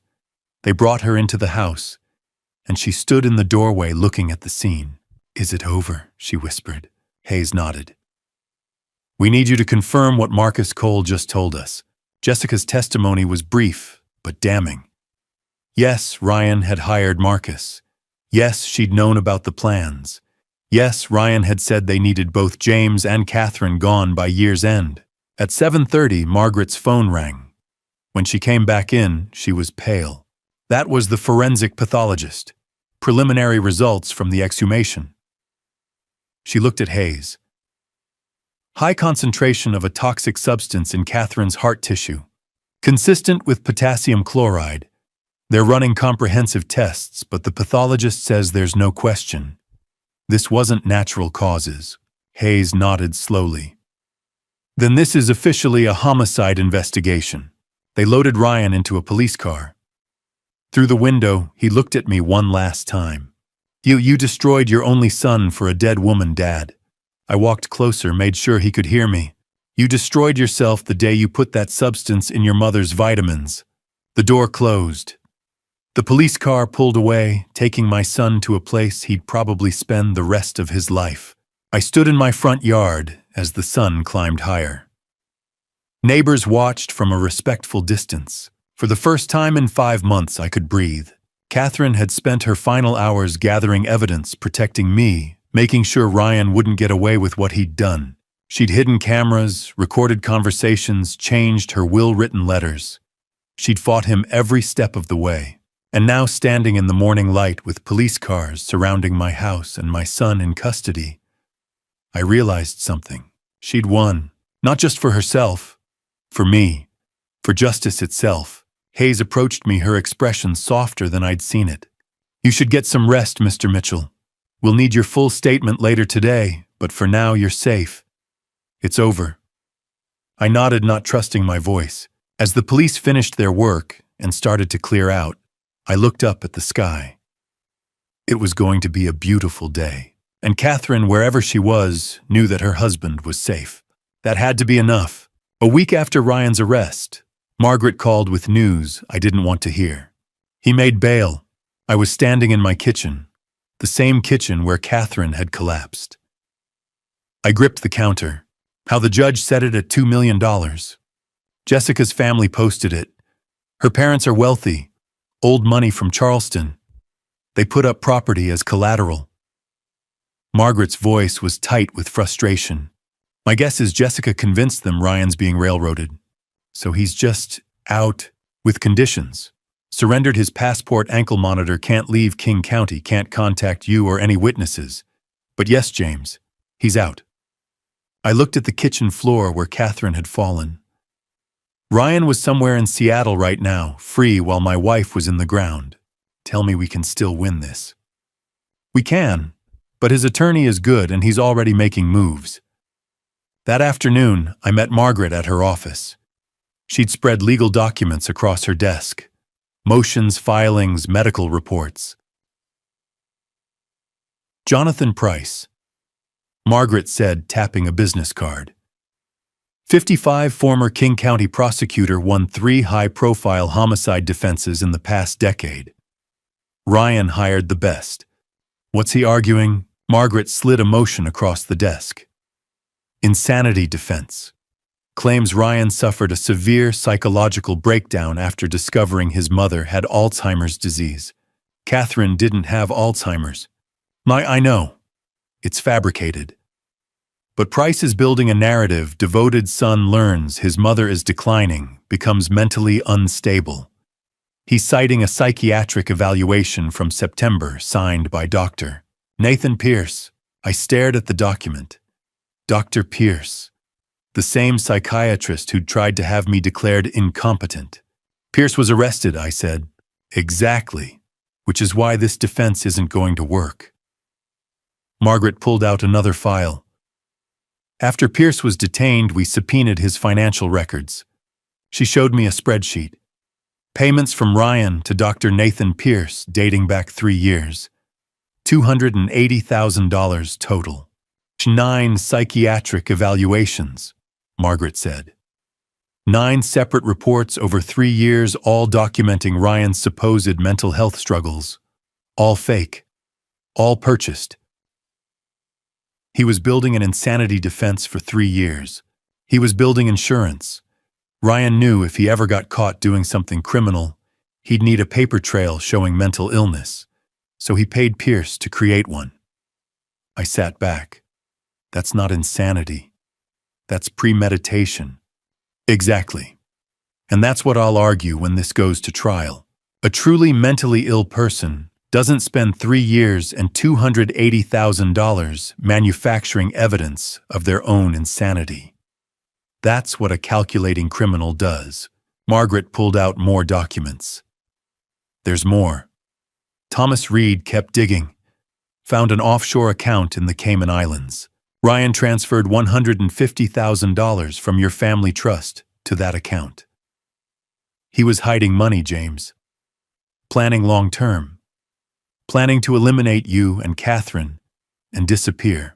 She spread out 5 more documents, each stamped with the King County Prosecutor's Office seal. Amanda Morrison is the prosecutor. She's filed formal charges, 5 counts. Margaret read them aloud. Count 1, homicide in the 1st degree.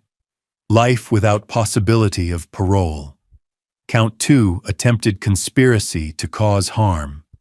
25 years. Count 3, embezzlement. 20 years. Count 4, insurance fraud. 15 years. Count 5, criminal conspiracy. 20 years. She set the documents down. If convicted on all counts, Ryan will spend the rest of his life in prison. What are his chances? Margaret didn't sugarcoat it. With the evidence we have low, we have video of him tampering with Catherine's vitamins. We have his voice discussing potassium chloride. We have Catherine's letter and voice memo. We have the exhumation results. We have Marcus Cole's recordings. We have the fake insurance policy, the fake psychiatric reports, the offshore accounts. She leaned forward. Jonathan Price is good, but he's not a magician. Ryan doesn't have a mental illness. He has a gambling wife, a mountain of debt, and a willingness to take his own parents' lives to solve his financial problems. When's the trial? Amanda's pushing for early December. Jury selection will probably start the 1st week, less than a month away. What do you need from me?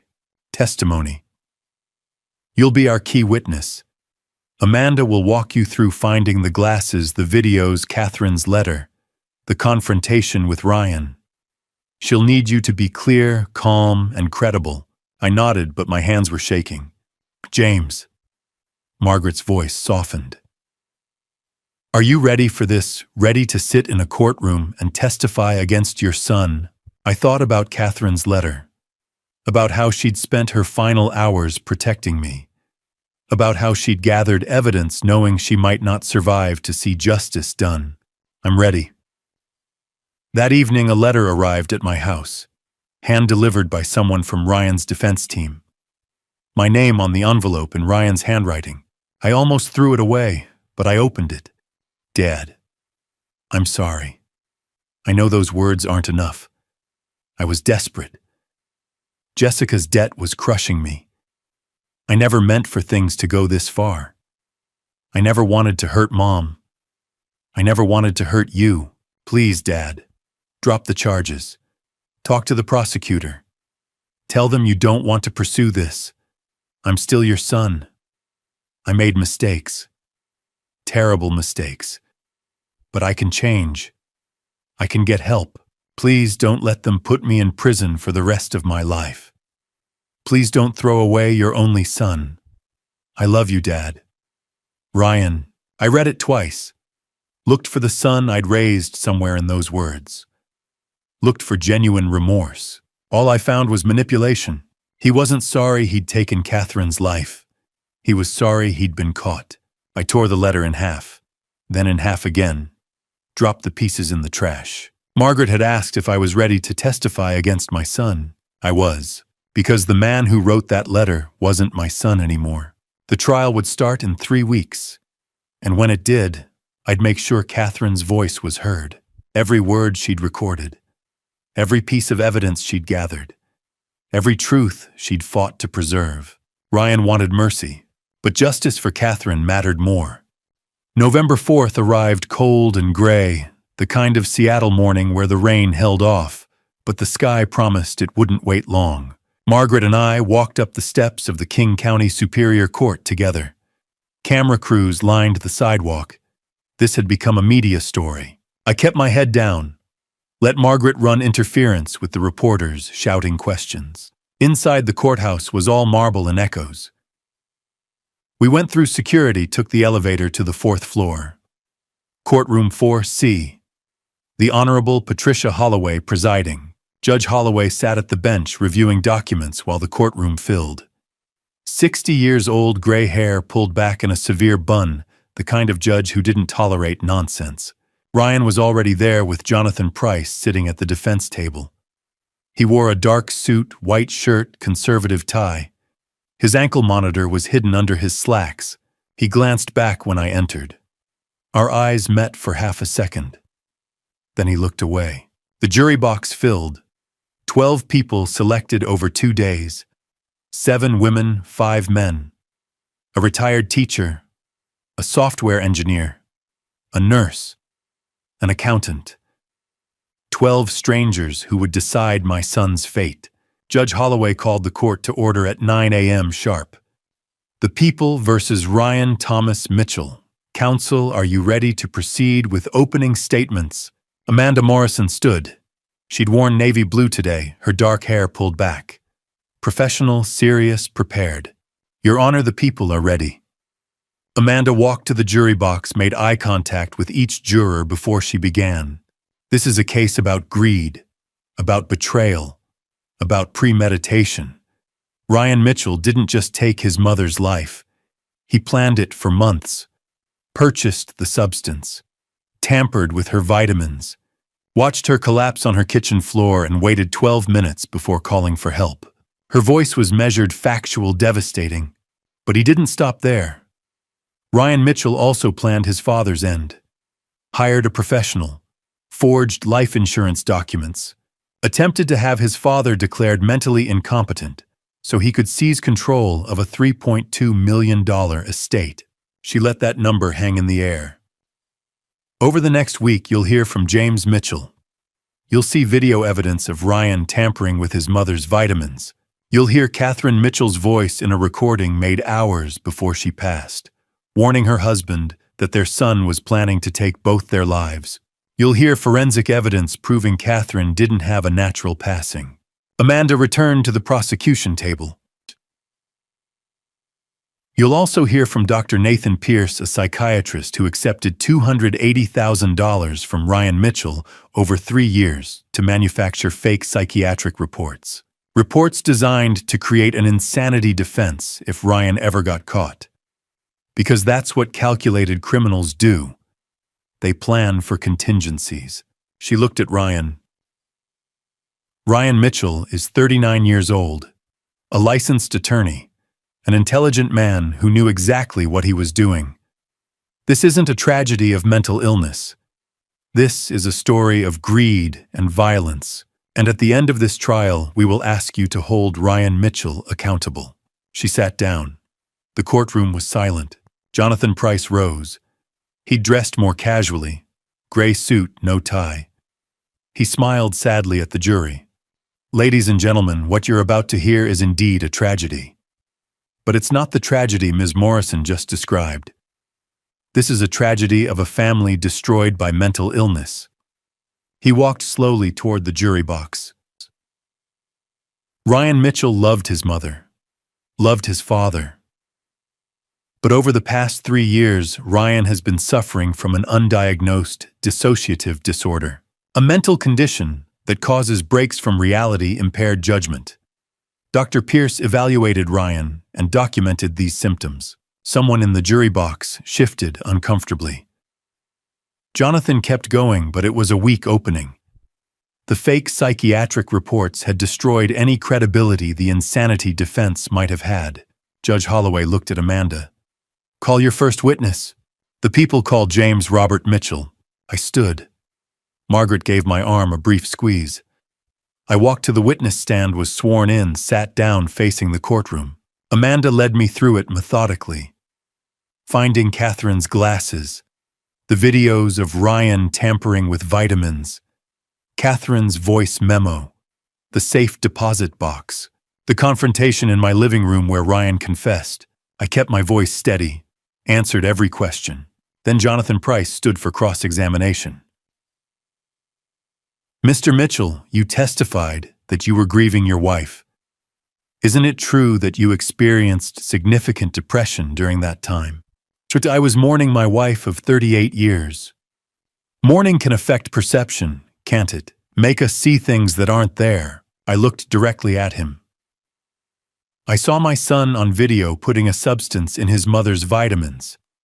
I heard him confess to delaying the 911 call for 12 minutes. That's not grief affecting my perception. That's evidence. Jonathan tried a few more angles, but I didn't break. After 20 minutes, Judge Holloway let me step down. The next 3 days were a parade of evidence. Amanda presented everything systematically. The hidden camera videos, Catherine's voice memo, the recordings from Allison and Marcus Cole, the forensic pathologist's report, the financial analysis, the fake insurance policy, Catherine's will. Each piece landed like a hammer blow. I watched the jury's faces, saw shock, disgust, anger. On day 5, Dr. Nathan Pierce took the stand. Amanda tore him apart. Dr. Pierce, how much did Ryan Mitchell pay you to write fake psychiatric evaluations? Pierce's voice was barely a whisper. $280,000, over 3 years. For 9 reports documenting mental illness that didn't exist, Pierce had no answers. By the time she dismissed him, he was visibly shaking. On day 6, Ryan took the stand. The courtroom went silent. Jonathan Price asked 3 preliminary questions. Then, Ryan, did you intentionally harm your mother? Ryan looked at the jury, at Judge Holloway, at me. Then he said, I invoke my 5th Amendment right against self-incrimination. The courtroom erupted. Judge Holloway banged her gavel. In the jury's eyes, guilty people pleaded the 5th. Innocent people defended themselves. Closing arguments took another day. Then it was over. The jury filed out to deliberate. Hours passed. Finally, at 4:30 in the afternoon, the bailiff announced they had a verdict. We filed back into the courtroom. The jury returned. I couldn't read their faces. Judge Holloway looked at the foreperson. Has the jury reached a verdict? We have, Your Honor. My heart was pounding. The foreperson stood and began to read. I thought I was prepared for the verdict. I wasn't. 4 days had passed since I sat in that witness box. 4 days since I'd answered Amanda Morrison's questions about the glasses, the videos, the voice memo. 4 days since I'd watched Ryan invoke his Fifth Amendment right and refused to testify.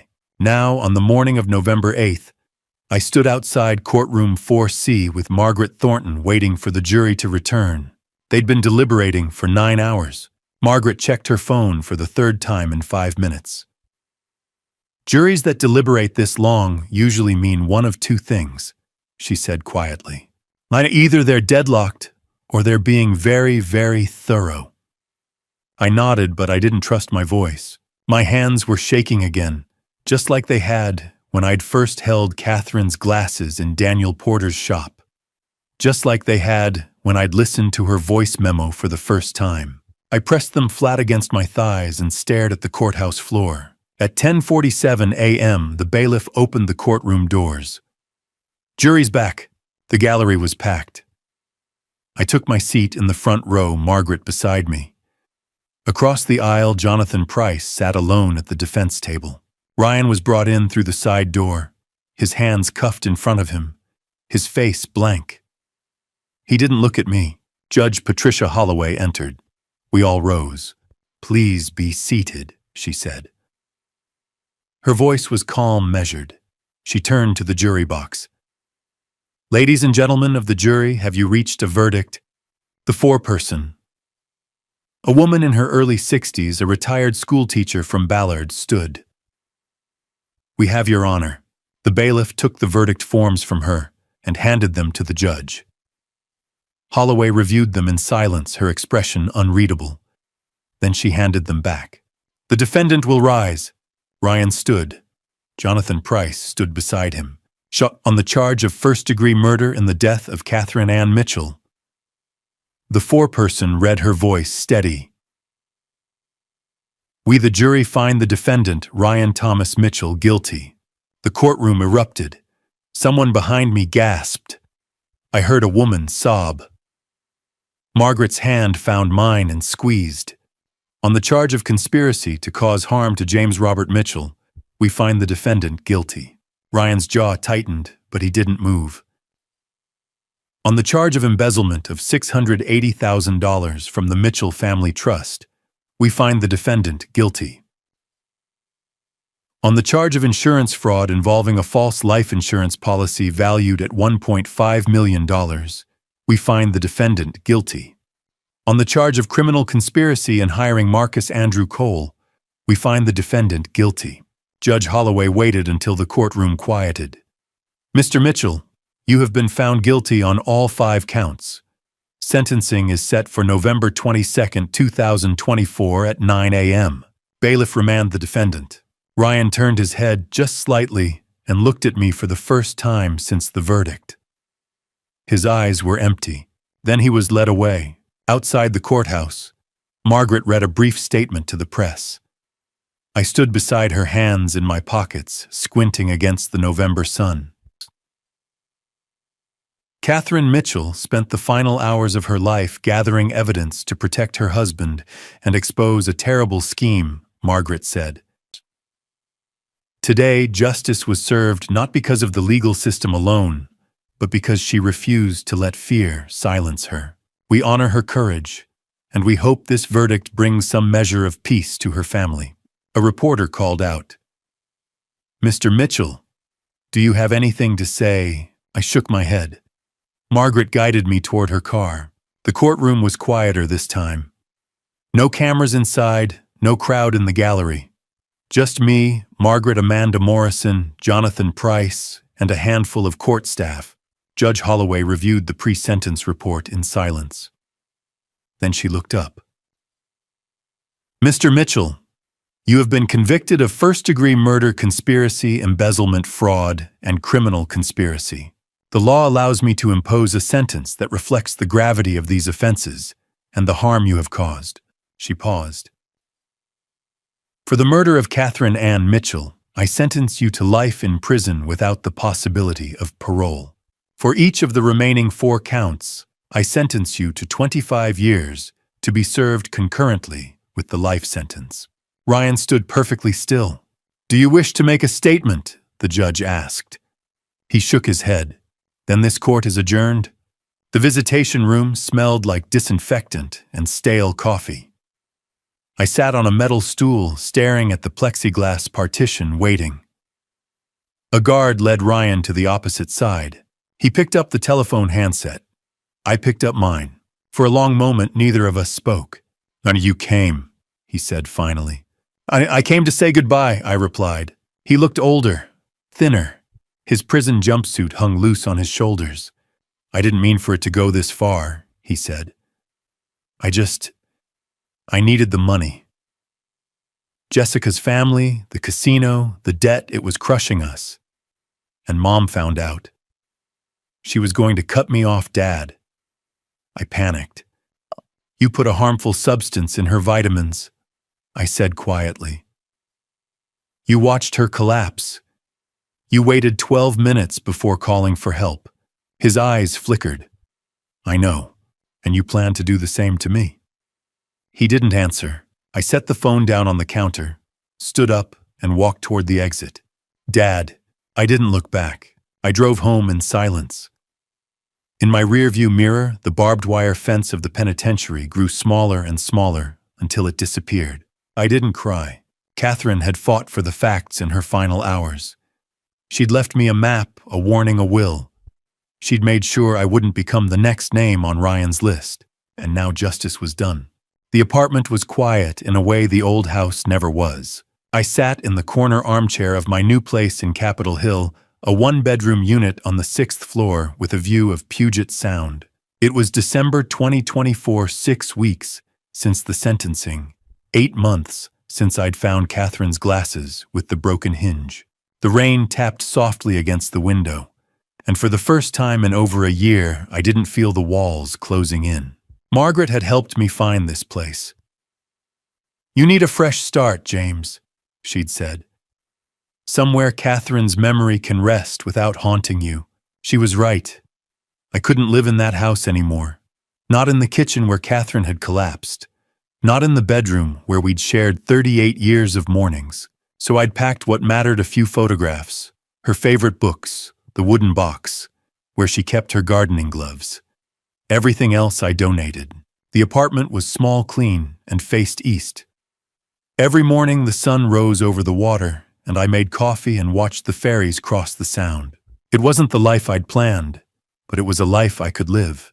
Margaret called me on a Tuesday afternoon in March 2025. "James, I need to tell you something," she said. Her voice was careful, the way it always was when she had bad news. "What is it?" "It's Jessica. She had a severe reaction to medication at Evergreen Rehabilitation Center last week. She's alive, but the doctors say the brain damage is permanent. Short-term memory loss, cognitive impairment. She'll need lifelong medical care." I closed my eyes. I should have felt something: anger, pity, satisfaction. But all I felt was a dull, hollow sadness. "Her family is arranging long-term care," Margaret continued. "They asked if you'd be willing to visit." "No," I said quietly. "Surprise?" She helped him plan it, Margaret. She knew what Ryan was going to do, and she said nothing. I'm not going to sit by her bedside and pretend that didn't happen. Margaret was silent for a moment. "I understand." After we hung up, I stood by the window for a long time watching the rain. Jessica would spend the rest of her life in a fog, unable to remember what she'd done or why, and I would spend the rest of mine trying to forget. On a bright Thursday morning in May, I drove to the offices of Patterson and Marks in Pioneer Square. Helen Patterson, the attorney who'd notarized Catherine's final will, greeted me in the conference room. "Mr. Mitchell," she said warmly, "it's time." She opened a folder and slid a document across the table. "Execution of the last will and testament of Catherine Ann Mitchell, 95% of Catherine's estate, $2. $7 million was transferred to the Family Justice Foundation, a nonprofit that provided free legal aid to elderly victims of financial abuse. The foundation would like to create a new initiative in Catherine's name, Helen said. The Catherine Mitchell Elder Protection Initiative. It will fund legal clinics, emergency intervention, and educational workshops for seniors and their families. I nodded, my throat tight. She would have loved that. 2 weeks later, I attended the launch event at the Seattle Public Library. A small plaque was unveiled in the foundation's lobby, engraved with Catherine's name and the dates of her life. A dozen elderly clients stood in the audience, people who'd been helped by the program in its first month. One woman, a grandmother in her 70s, approached me afterward. "Your wife saved my house," she said, tears in her eyes. "My son was stealing from me and I didn't know where to turn. The clinic helped me stop him." I shook her hand, unable to speak. Catherine was gone, but she was still protecting people. I sold the house in Ballard in June for $2.8 million. The new owners were a young couple with a baby on the way. They loved the garden, the big windows, the breakfast nook, where Catherine used to read the Sunday paper. I didn't tell them what had happened there. With the proceeds, I bought my Capitol Hill apartment outright and donated a portion to the Catherine Mitchell Initiative. I also started volunteering 2 days a week at the Seattle Elder Rights Clinic, a legal aid office that helped seniors navigate fraud, abuse, and exploitation. I wasn't a lawyer, but I could listen. I could sit with frightened men and women who'd been betrayed by their own children, and I could tell them, "You're not alone. You can survive this." It didn't erase what Ryan had done, but it gave me a reason to get out of bed. On a Saturday morning in July, a letter arrived from Washington State Penitentiary. It was the third one Ryan had sent. I didn't open it. I wrote "Return to Sender" across the envelope and dropped it in the mailbox. Then I drove to Evergreen Cemetery. Catherine's grave was in a quiet corner beneath a maple tree. The headstone was simple, elegant: Catherine Ann Mitchell, 1962 to 2024, beloved wife, protector, light. I knelt in the grass and placed a bouquet of white roses by the stone. "Hey, love," I whispered. "It's been a while. You saved me, you know. You left me everything I needed to survive. And now I'm going to help other people. The way you helped me." I stayed for a long time, just sitting in the grass, feeling the sun on my face. That afternoon, I walked to Volunteer Park and sat on a bench overlooking the reservoir. A couple in their 70s strolled past, holding hands. The woman laughed at something her husband said, and he kissed her forehead. I smiled, really smiled, for the first time in a year. I pulled out my phone and scrolled to a photo I'd saved Catherine in our garden, her hands covered in dirt, her face bright with joy. I set it as my wallpaper. I didn't need justice anymore. I needed to live. For her. So here I am, sitting in my Capitol Hill apartment, looking at Catherine's photo on my phone screen. If you're listening to this family story, let me leave you with something I wish someone had told me years ago. Pay attention.